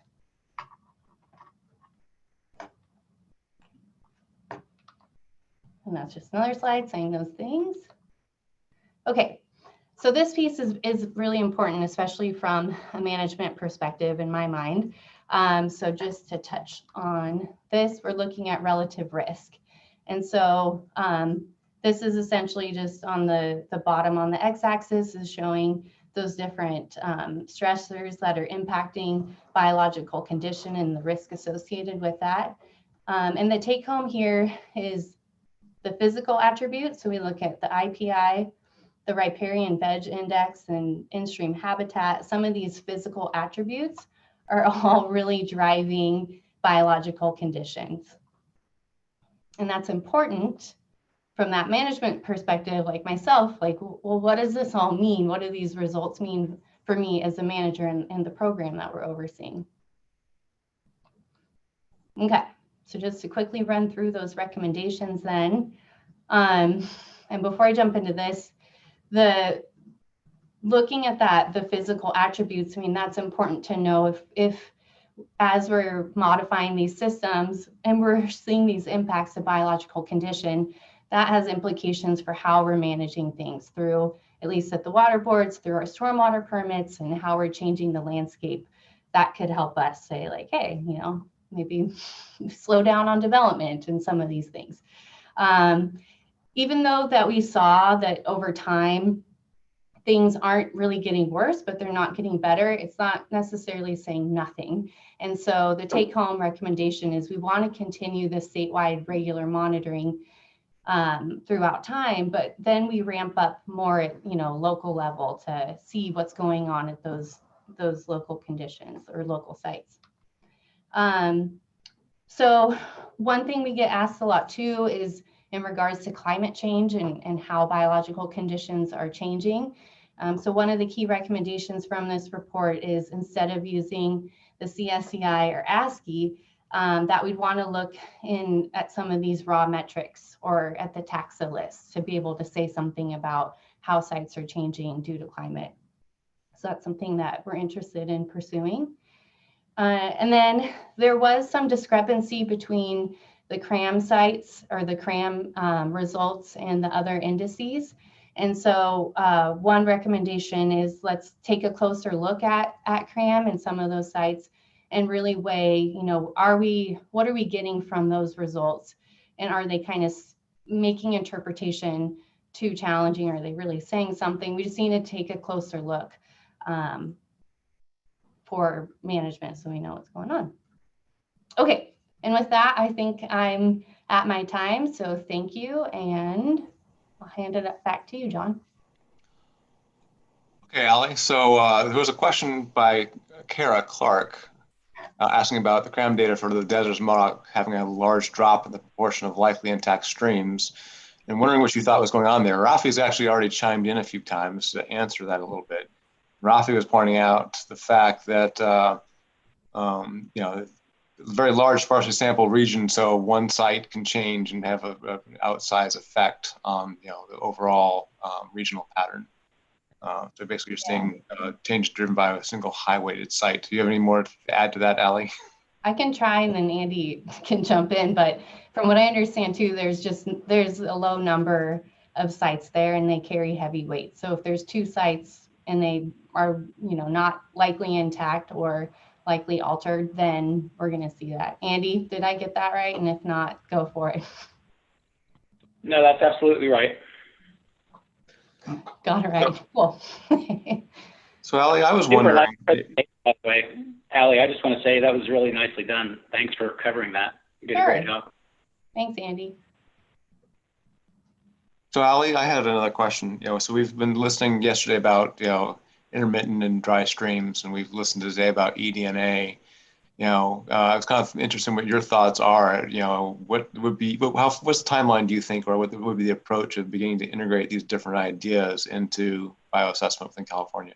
Yeah, I mean, it's definitely, we all know California is a very intermittent, dry, ephemeral state. So it really does boil down, not to be the manager that says it boils down to resources, but we do have resource constraints. It's not that it isn't a priority, but that's partly why, like, if we do this assessment looking at, we have the IPI, ASCII, CSCI, and CRAM, reassessing the need for, you know, if we can get away with maybe not doing so much CRAM at every site, maybe those funds are released to do some of the ephemeral work. So it's definitely a priority for us. It's just figuring out how we get there.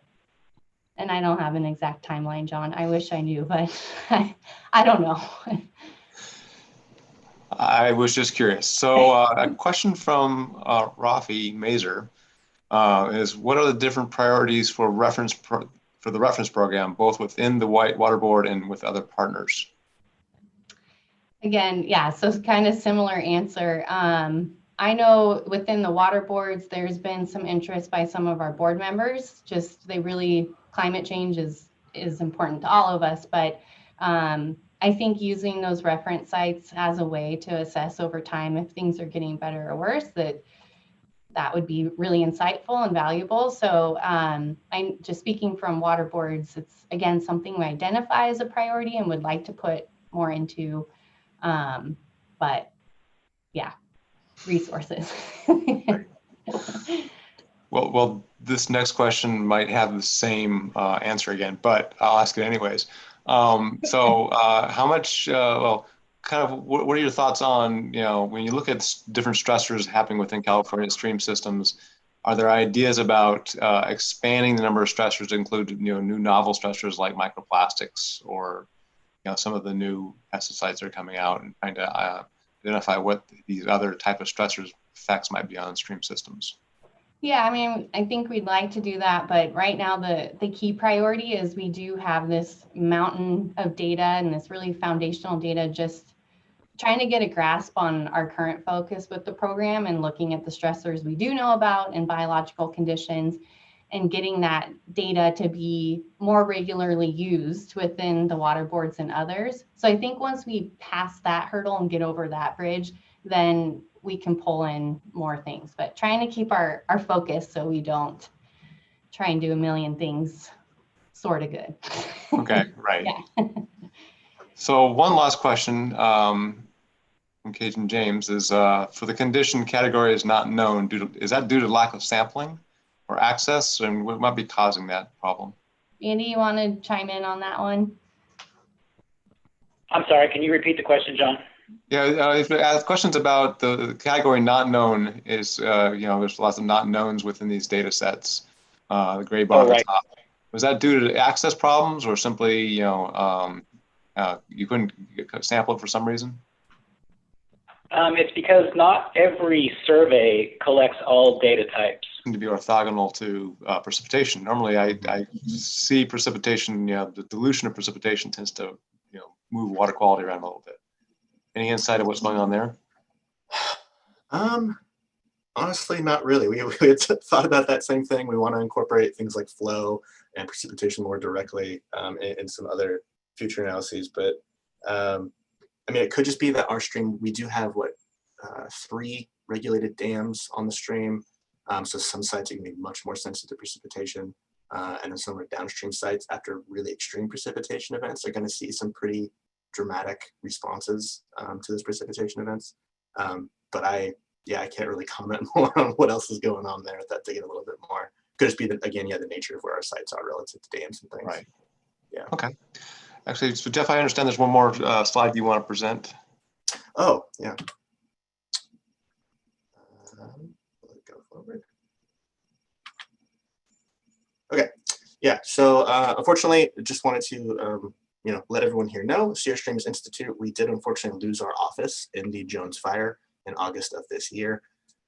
So we are sharing this GoFundMe information to basically talk about what happened, things that we're looking for in terms of support. Want to give a really quick shout out to Eric Burrs for some really great help on replacing some of our instrumentation that was lost in the fire, both with temporary and long-term replacements. But basically, we are looking for any monetary support people are able to give through the GoFundMe here. Instrumentation support. So if you have old instruments that you're cycling out, we would love to take them on during our recovery and rebuild effort. And then finally, also just even collaborations. We have kind of a unique opportunity after losing our office and losing a bunch of our equipment to kind of recalibrate the way we sample and the way we operate. And so we're really interested in talking to folks that might be interested in working with the citizen science group that has our 20-year data set to try to come up with some new projects to work together and help us through our recovery. So if you have any questions about that or any ways you would like to help, please contact me via Slack or via email. Excellent. Thanks, Thank you, Jeff. Thank you. Go ahead, Allie. Sorry, jumping in. Sorry to hear about that loss. It's really sad. I don't think the information's up on Slack yet, but we will work on getting that up there shortly. And at this point, I think we can break for lunch. I'll keep this information up here for a while so folks have access to it. And then we are coming back at, 12:10 p.m. for lunch. If you want to check out the posters, those are all still there. So pop over there. I'll put a slide up in a second that has that information. Otherwise, we'll see you guys back here at 12:10. And thank you, John, and the other speakers for that last session. Thank you.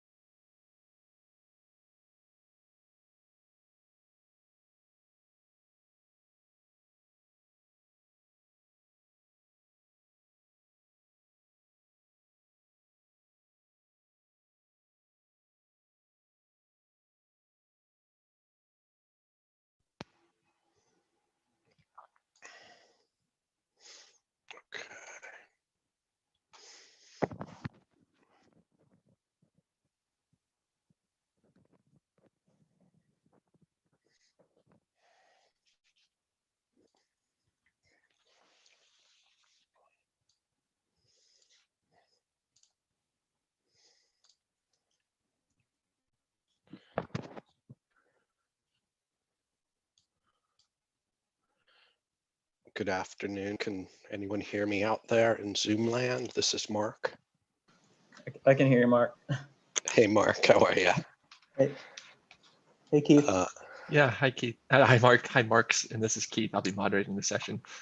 Great, thank you. Do the presenters have control over the slides, like forwarding the slides? I believe so. That is that when Shuka jumps back on. Yeah, she probably makes us host. Yeah, I know yesterday with the England folks, they were having Shuka control it, but I think that was a cross-continental connection. Nice. Okay.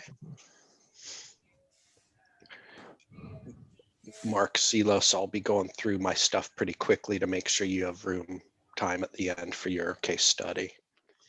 Sounds good. And then I'll just probably have you keep the slides on so I don't have to so you don't have to stop screen sharing and then I have to do it. And whatever. Yeah, no, we need all the time we can get. Yeah. I did a practice and you had like 3 minutes left. I'm like, uh-oh, I can't do that. So I'm hoping to give you 5. Sounds good.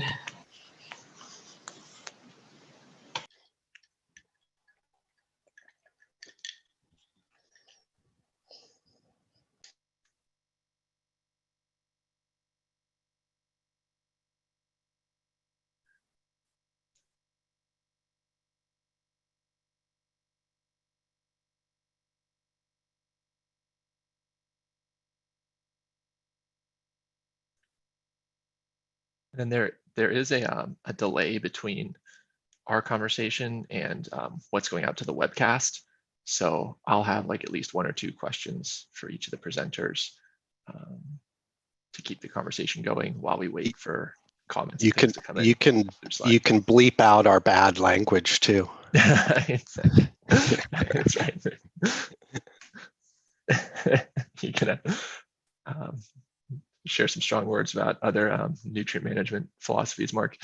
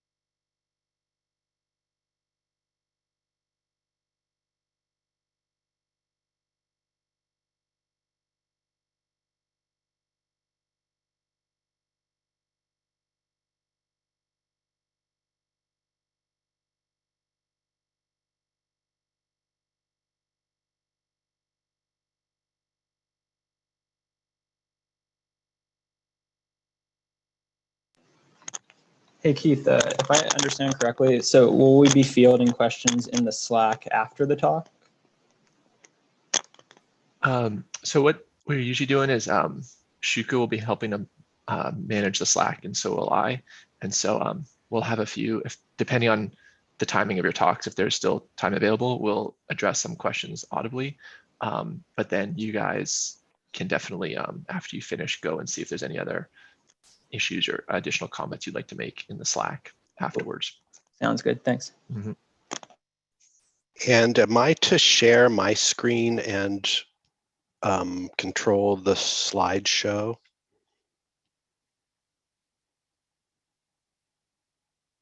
I think that's what we're doing. I'm just wondering why we sent you in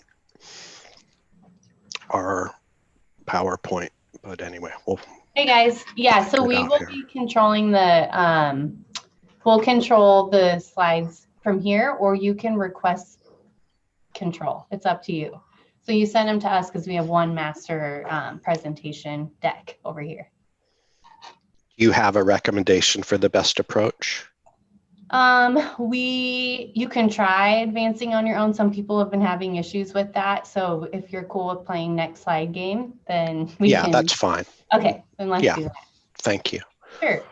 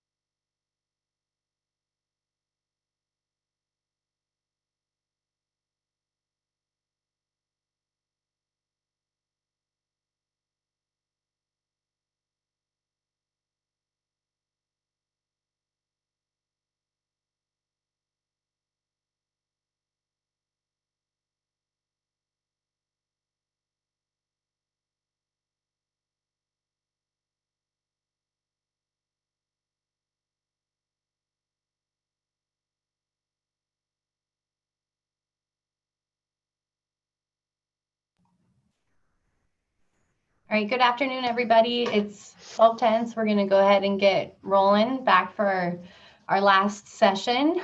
This session is going to be moderated by Keith Balma-Gregson, who is a swamper at the California Water Boards. Keith is an environmental scientist, and he co-leads the Freshwater Harmful Algal Bloom Program, which is one of the programs under SWAMP in addition to the bioassessment program. Keith received his PhD from UC Berkeley in 2017, and he looked at toxic cyanobacteria and algal ecology in Northern California. And Keith joined the water boards, what is that, Keith? In 2019? I feel like it's been longer, but yeah, 2019. And with that, I'm going to hand it off to you. Great. Thank you, Allie, and thank you, everybody. I hope you had a nice lunch. So I'll be moderating this next session, and we'll have 3 speakers. And after each speaker, we'll have a brief time for some questions, and there won't be a panel discussion at the end, as in some of the other sessions. But please be active on Slack and posing your questions there, and the conversation can continue on that platform. So our first presentation is by 2 presenters, Mark Butel and Mark Selos. Mark Butel is a professor of civil and environmental engineering at UC Merced. His work focuses on sustainable control of dilute pollutants in the environment, including the effects of bottom water oxygen addition on mercury cycling and bioaccumulation in lakes and reservoirs. And Mark Selos is an associate water resources specialist with Valley Water in San Jose. He has a Bachelor's of Science in Environmental Geology from UC Santa Cruz and is currently pursuing a PhD in Environmental Systems at UC Merced. He is a certified lake manager and serves on the executive board of the California Lake Management Society. And their talk is titled Hypolimnetic Oxygenation to Control Mercury Bioaccumulation in Lakes, 2 Case Studies. Okay. Yeah, could you guys please control the slideshow as we had discussed, and I can just give you a verbal on moving it forward? Thank you. Okay, so we've got quite a bit to cover here in our short 15 minutes, so I'm going to keep a brisk pace here. Mark and I are going to tag team here. He'll finish it up, but we're going to do an introduction to lake oxygenation, what that's all about, a bit of a dialogue about mercury cycling in aquatic ecosystems, in particular lakes. Then we have 2 case studies to talk about, Twin Lakes, Washington. I'll talk about that one, and Valley Water's efforts here in the Bay Area, and then some conclusions. So next slide, please. Okay, you can check out these two studies in a 2014 publication I did on Twin Lakes, and Mark has got one in review in environmental pollution. So look out for those if you want to dig deeper into these two topics or two case studies. Thanks. Next slide. What is lake oxygenation? It's the engineered addition of dissolved oxygen to bottom of lakes and reservoirs using pure oxygen gas rather than air as an oxygen source. So this is the real paradigm shift. We're not using air, we're using oxygen gas. And of course, oxygen gas has 5 times the oxygen as air. So your engineered systems can get very small. This was pioneered by Richard Spiess, an emeritus professor at Vanderbilt, and there's this great quote, "Air is free, but oxygen is cheaper." You can really get a lot of oxygen into lakes and reservoirs using pure oxygen gas. Next. There's 3 main systems that you can use, and we're talking about deeper reservoirs here that are thermally stratified. There's a bubble plume system where you set out coarse bubbles. There's the line diffuser system where you weep in tiny bubbles. Those are the 2 systems that we'll look at today. Then there's the Spiess cone where you have a submerged pump and you can suck water in and then put the water in contact with oxygen gas inside the cone, and out comes your oxygenated water. What's great about these systems is for the most part, they maintain thermal stratification, so you get a nice, cool, oxygenated pocket of water down in the bottom of your reservoir. Next. We're going to look at each of these 3 very briefly, just with some pictures. So next slide.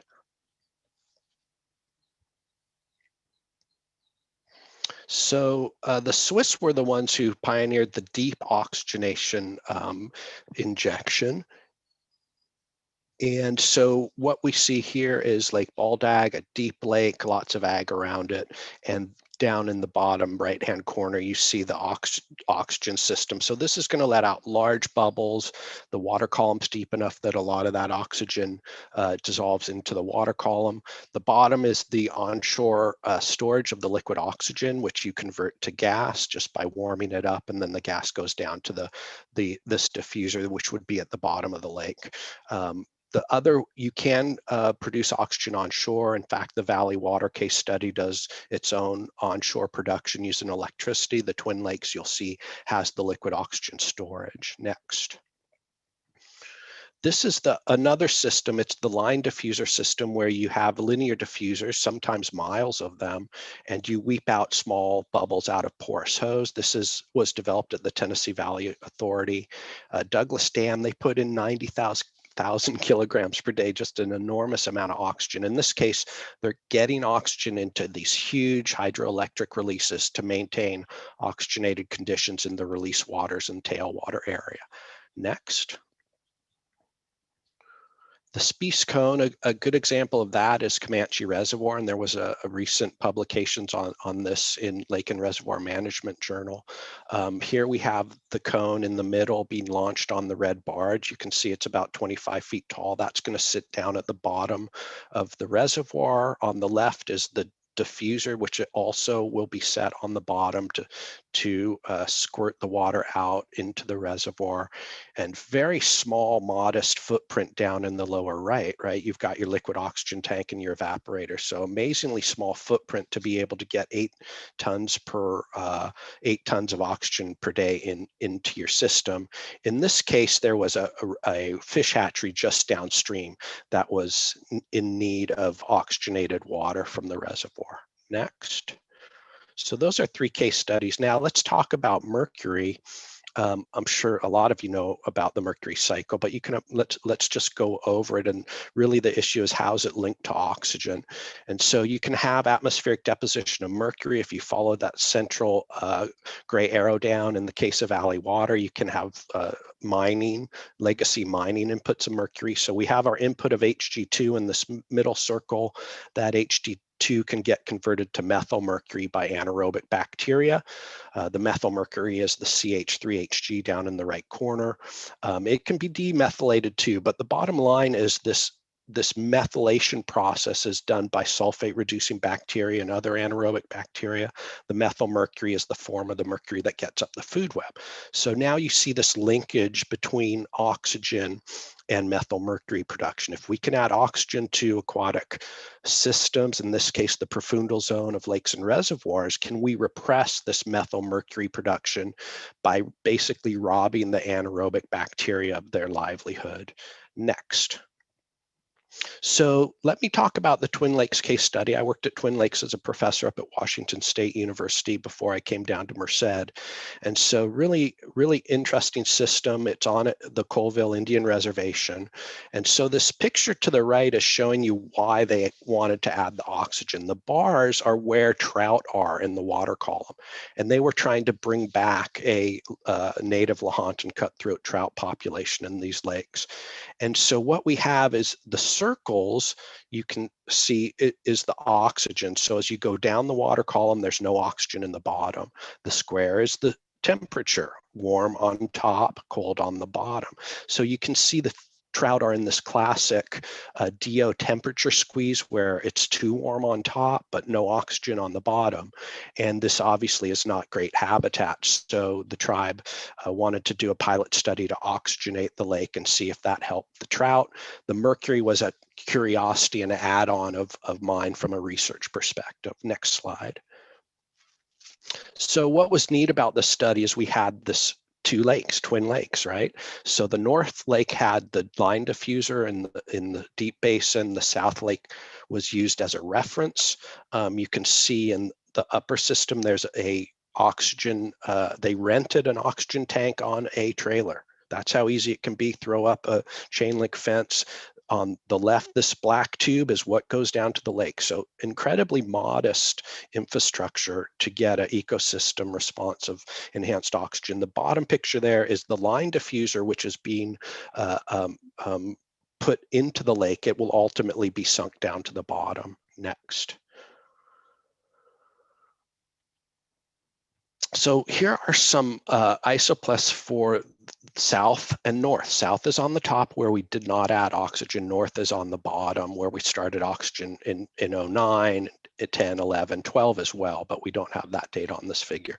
So you can see for the upper two panels, there's that red blob of anoxia, right? These aren't especially deep lakes, around 15, 16 meters. They're bowl-shaped, and boy, that bottom water goes anoxic very quickly. And coupled with that anoxia, you can see is this dark buildup of methyl mercury. The concentrations aren't extreme. Mark Selos would just scoff and chuckle at these tiny concentrations with the systems he work on. But sure enough, you really see this connection between anoxia and methyl mercury buildup in the profundal zone. Now in Twin Lakes, we started adding oxygen in 2009, and you can see the response, less red. And then the bottom panel, sure enough, we saw less methyl mercury.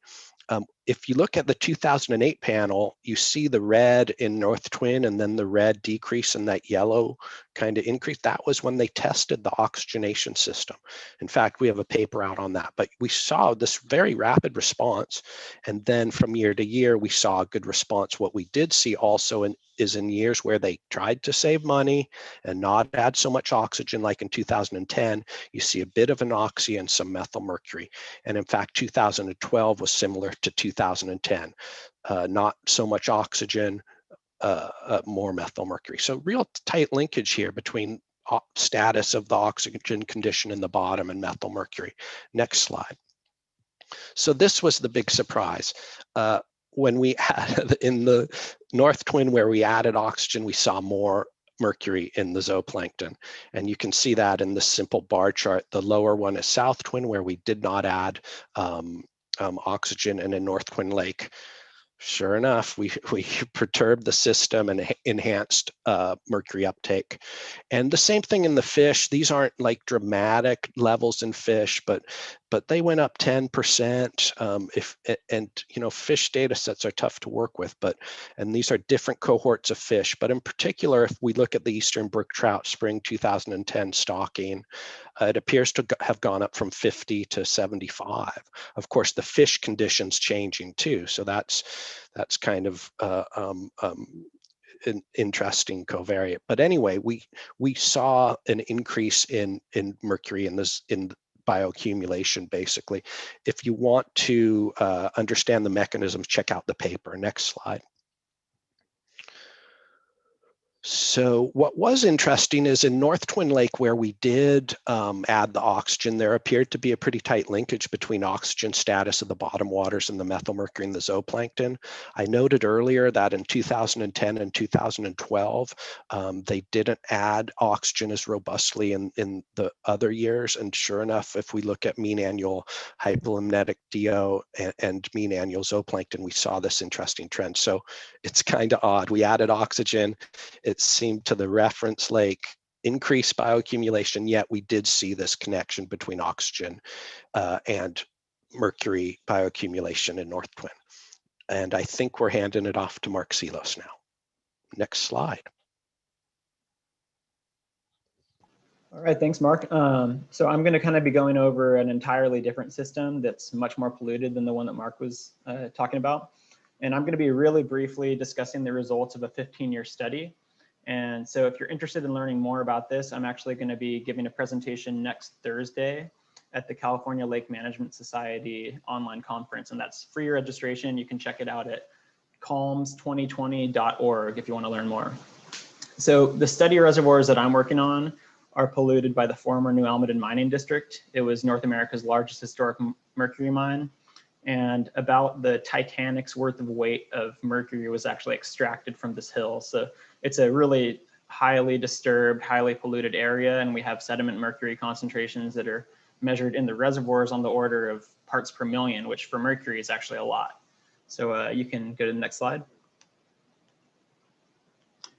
So just like in Mark's study reservoirs, we kind of saw this really predictable seasonal pattern of methylmercury production that corresponded with anoxia and the hypolimnion. So on the left here, you can see this is just one typical year at Guadalupe Reservoir, where around from like June to November, you can see that the reservoir was thermally stratified, and that corresponded with depletion of oxygen in the bottom water. And you can see at the bottom plot on the left, that was when we saw most of our methylmercury produced, up to like 25 nanograms per liter, parts per trillion, which for methylmercury is really a lot. And one of the things that we noticed was that if you look at the right side in the middle graph, this is our sulfate in the bottom water. And we saw our methylmercury spikes at the bottom corresponding with the depletion of sulfate. And so a conclusion from that is that it's mostly as a result of sulfate reducing bacteria that are the ones that are primarily implicated for producing methylmercury. Next slide. So we have some pretty high fish tissue mercury concentrations in these reservoirs. On the left side of the plot, you can kind of ignore the x-axis and focus on just the standardized 350 millimeter mercury concentrations. The ones that are in blue are the reservoirs that we manage at Valley Water. And you can see these are kind of like high outliers in the state. On the right side, you can see fish from like 30 centimeters to 50 centimeters have mercury concentrations from like 5 to 10 milligrams per kilogram. That's parts per million. That's really a lot, assuming that most of that is methylmercury. And I kind of did a back of the envelope calculation. And basically, if you eat 1 8-ounce serving of bass from Guadalupe Reservoir, it's the mercury equivalent of like 38 cans of tuna. And so these are really, really highly polluted systems. Next. So we use the same kind of hypolimnetic oxygenation systems that Professor Butel described in the Twin Lake study. And it's a line diffuser system. And one of the things that we were really pleased to see is that even though the diffuser was limited to the very deepest part of the reservoir, it actually was able to oxygenate the entire sediment water interface in the entire reservoir. And this is kind of what this plot is showing. The red is the actual diffuser line, and the 0 is basically the inlet of the reservoir, and the 1,000 meters is like the dam face. So you can kind of see we did fully oxygenate the entire reservoir. Next. So these are some of our results for mercury in methylmercury in water. We oxygenated 3 reservoirs. The one that's shown in purple on the left is Stevens Creek Reservoir, which was not actually mine impacted, but is impaired for mercury. And kind of the main result that we saw from this is that we saw these large reductions in bottom water methylmercury shown in the bottom center of the left plot. You could see, like in Guadalupe Reservoir in particular, mean concentrations went from around 12 nanograms per liter to around 1 or 2. And so that was a big reduction. But we also didn't see any reduction anywhere else in the reservoir. So like right above that plot, you can see we didn't see any significant changes in surface water methylmercury, except for in Stevens Creek, where it actually increased slightly. And this is really a concern because it's thought that the methylmercury that's up in the surface water in the photic zone is where it enters into the food web and is able to bioaccumulate. So theoretically, without reducing methylmercury in the photic zone, you're not actually going to reduce it in fish. And on the right side, this is kind of like average water column concentration that we measured methylmercury in 5 depths throughout the water column and sort of considered the whole water volume and took an average. And we actually didn't see any significant differences in average water column. And so all of the difference that we saw in the methylmercury seemed to be only in bottom waters. Next slide. And so basically our running theory is that the hypolimnetic oxygenation systems are mixing profundal waters up into the photic zone. And we saw evidence for that in many ways that I don't really have time to describe right now, but we saw either unchanged or increased methylmercury in the photic zone. We saw increased nutrients, and we actually saw algae blooms. And so we think that the increased primary productivity in the photic zone actually caused a bloom dilution of methylmercury throughout the food web, which could have led to these 2 reductions that we saw. We have declining trends in Guadalupe Reservoir and in Stevens Creek Reservoir. In Almaden and Calera, we didn't really see any changes. Next slide. So we're just about out of time, but so both of these studies, we saw like a strong linkage between oxygen concentrations and methylmercury. However, we did notice that when you put an oxygenation system in a reservoir, you're not just changing. And they're going to go down and use nitrate and use manganese and use iron and use sulfate and use carbon dioxide for methanogenesis. And the further you go down that redox ladder, the more likely you are to release nutrients. So the release of phosphorus is associated with iron reduction, which is about halfway down that ladder. So really trying to keep that redox up at a higher level, as you know, Mark, Silos, and Vitel were talking about with hypolimnetic oxygenation, that has a lot of beneficial aspects for water quality. So when you have all this organic matter that hits the sediment, and you drive the redox down, you're going to release all of these nutrients, grow more algae, and it's going to be this vicious cycle that just keeps going. And you can lead to stuff like bioaccumulative methylmercury production, releasing sulfide gas. Next slide. So as I mentioned, the aquatic food web is really important because it kind of keeps this in check, and there's a system of checks and balances. So if you have a ton of nutrients, which is at the bottom of that little chart, then you're naturally just going to grow a lot of phytoplankton or algae. And so a way that this food web can keep itself in check is that if you have enough zooplankton, for instance, to eat all of this algae, then you can kind of, keep the system from going out of whack. And, if you have enough consumers of the algae, then you're not going to have as much of that that's going to die and hit the sediment water interface. And so sometimes there's also other feedback loops. So say if you have too many small fish that eat zooplankton, well, then you wouldn't have a big enough zooplankton population to actually keep that algae in check. So some people have stocked like big game fish that will keep the small fish in check and allow that zooplankton community to thrive and to eat that algae. So starting at the base is the simplest theoretically, just let's have less nutrients, but feasibly and realistically, that's a very difficult concept to accomplish. Next slide. And so I was kind of simplifying when I was saying phytoplankton and algae and zooplankton eat them, because there's actually different kinds of algae. So blue-green algae, I'm going to call them fake algae because they're not eukaryotes, they're prokaryotes. So they're not actually related to green algae and the other algae that evolved later on. And so I'm going to refer to those as like the real algae, and they're beneficial. So zooplankton, at the end of the day, zooplankton would much rather eat some green algae or some diatoms or the other real algae species. And cyanobacteria, or blue-green algae, the fake ones, they produce a lot of toxins, and it's not actually for humans. I mean, it's bad. Like, you know, these harmful algal blooms are toxic to humans, to wildlife, to everyone else. But the problem, the reason why they do this is to avoid being eaten. So zooplankton really don't like to eat cyanobacteria, and this causes them to be able to live out their entire life cycle, which is only a couple weeks, and then they'll die and they'll sink to the bottom. So whereas a green algae might be a good food source for some zooplankton, and it might not actually get to the point of dying and sinking to the bottom and, you know, adding to that organic matter of the sediment, cyanobacteria unfortunately aren't going to do that. And so the one thing that we want to take advantage of with this N to P ratio is the fact that there's a decent amount of cyanobacteria and blue-green algae that can fix atmospheric nitrogen. And so that gives them a competitive advantage over the other types of algae. Next slide. So in a system where you have adequate nitrogen in the water column, so this is going to be like nitrate or ammonia, those are the general forms, then the green algae and the beneficial, the real algae, they have a fighting chance, and they're usually a little bit more efficient than the cyanobacteria.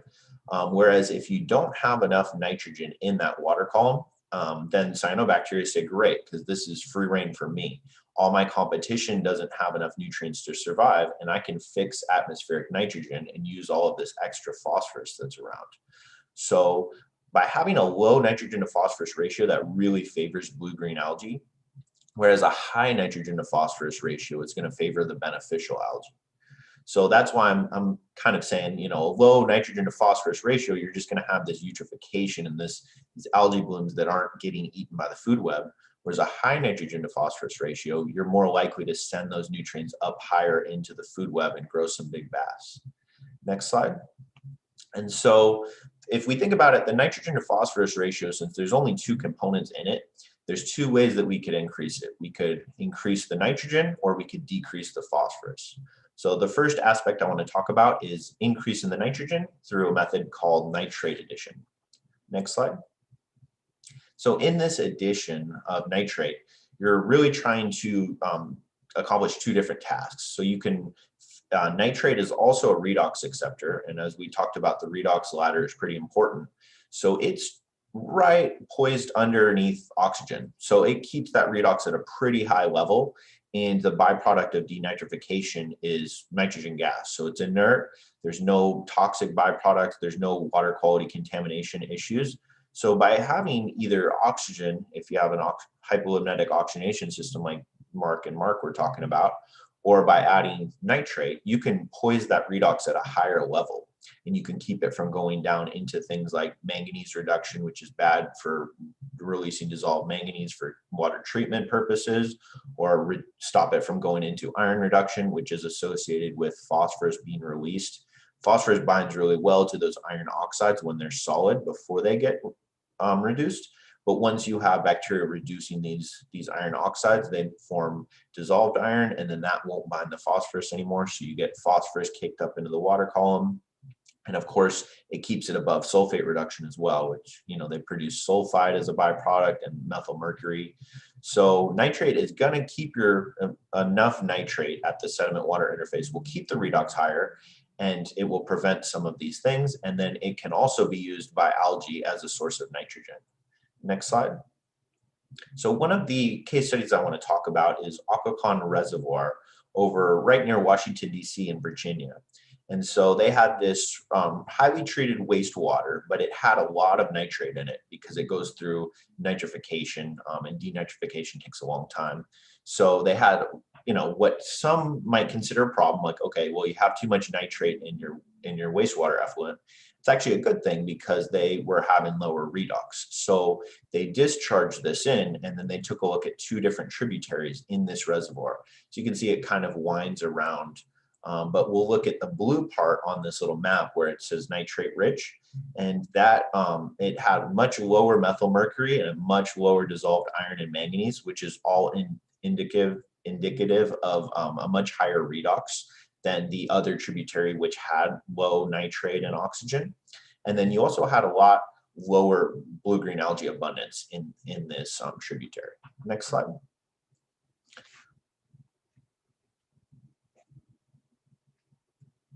And so another case study is Onondaga Lake. And this is a pretty polluted lake. It's very deep too, it's about 63 feet.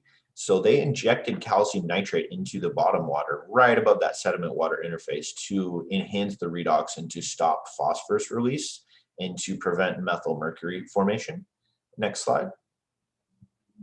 And so you can see before that nitrate addition, so nitrate addition on this graph is, in those red boxes, that we have really low methyl mercury and soluble reactive phosphorus when you have this nitrate addition, and before that you have really high methyl mercury and phosphorus. So by adding this nitrate, we could essentially poise that redox at a higher level to stop and prevent some of this water quality contamination. Next slide. So now we'll talk about the other mechanism to increase the N to P ratio, which would be to decrease the phosphorus. And that's through a technique or a technology known as Phoslock. Next slide. And so Phoslock is clay with lanthanum embedded inside it. So usually clay, there's like layers of clay, and they're held together loosely by like things like sodium or calcium or potassium or other metals. And so lanthanum is a natural transition metal, so it's a little more rare. But it's pretty non-toxic, and it has an incredibly high binding capacity for phosphate.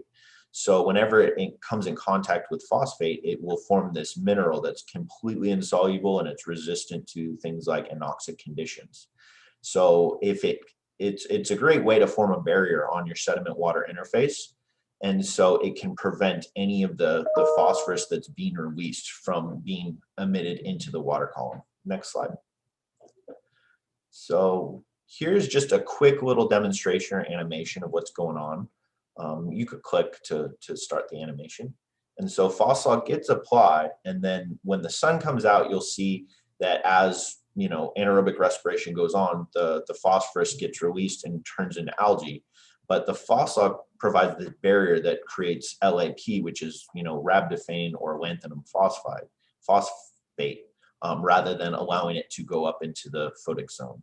And then the next slide. So with this one, we're stabilizing the redox with Phoslock. So you can click to start it. So after we grew that initial algae bloom, then if you click once, it should start. So yeah, then some of that algae that didn't get eaten, it decays and it goes down to the sediment water interface where it drives that redox down, and you have things like iron reduction creating another algae bloom by releasing that phosphorus, and you have some sulfide being emitted when that sulfate reduction goes on, and then you finally get to methanogenic conditions and more of that water quality problems. Whereas the Phoslock will stabilize that redox because you never had that initial algae bloom, and so you're keeping your sediment water interface with less organic matter. Next slide. So the first case study was a really cool, interesting study done over at UC Davis. They did a lot of work. This was just a very small part of it. So I'd say everyone go check out the poster by Nick Framstead. So it was a sediment core incubation where they did a control versus a Phoslock treated. They did them under the same conditions for 15 days, and they saw that Phoslock just dramatically reduced the amount of phosphorus in the water column. Next slide. And so this was an irrigation pond in North Carolina. They had a ton of blue-green algae. So as you can see, the blue bar, which is cyanobacteria, is almost as big as the green bar, which is the total algae. So it's 90% of the total algae. And then as soon as they added Phoslock, you see the N to P ratio shoots up, and then the total algae abundance goes way down, and the blue-green algae proportion of that total algae also goes way down. So it was pretty successful in that aspect. Next slide. And Laguna Niguel is another case study. It's a pretty large lake down in Orange County. They added some Phoslock to reduce the sediment phosphorus release. Next slide. And they had really amazing results. It's very similar. Next slide. So as you can see, cyanophyta is cyanobacteria. And so that was, dominant algae abundance before the application, whereas you totally reduced that algae and then after that application. And the next slide. And so there's just a quick summary, and I welcome any questions. So thank you guys for your attention. Great. Thanks, Brian. We had one question in the Slack that said, when would it be appropriate to use flocks and sorbents versus redox control for nutrient control? Yeah, that's a great question. So there's actually a term called flock and lock. So you'll flock, which is like settling out particles or forming flocks with all of the algae that's up at the surface water, and you'll take them down to the sediment water interface. And then lock is that instead of allowing them to release some of the phosphorus that's bound up in that organic matter when they decompose at the sediment water interface, then you're going to have that phoslock there to be there to absorb that phosphorus and turn it into a mineral rather than letting it go up. So that would probably be, that's a really cool, more novel use of it, because one of the things about phoslock is that it takes time to see this improvement. So it's a long-term strategy rather than, some of the other techniques like something like alum where you see improved water quality immediately. So it's kind of a way to get at both of those aspects, to improve your water quality immediately and to have those long-term reductions in, eutrophic status and algae abundance.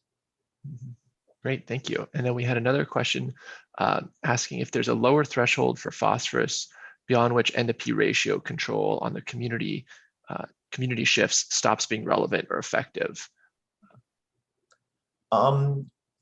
It probably wouldn't be effective at a level like Lake Tahoe, where you're so deprived of nutrients that there's other mechanisms going on. So some of the algae are going to have to go for some type of an organic matter bound phosphorus or some phosphorus diesters.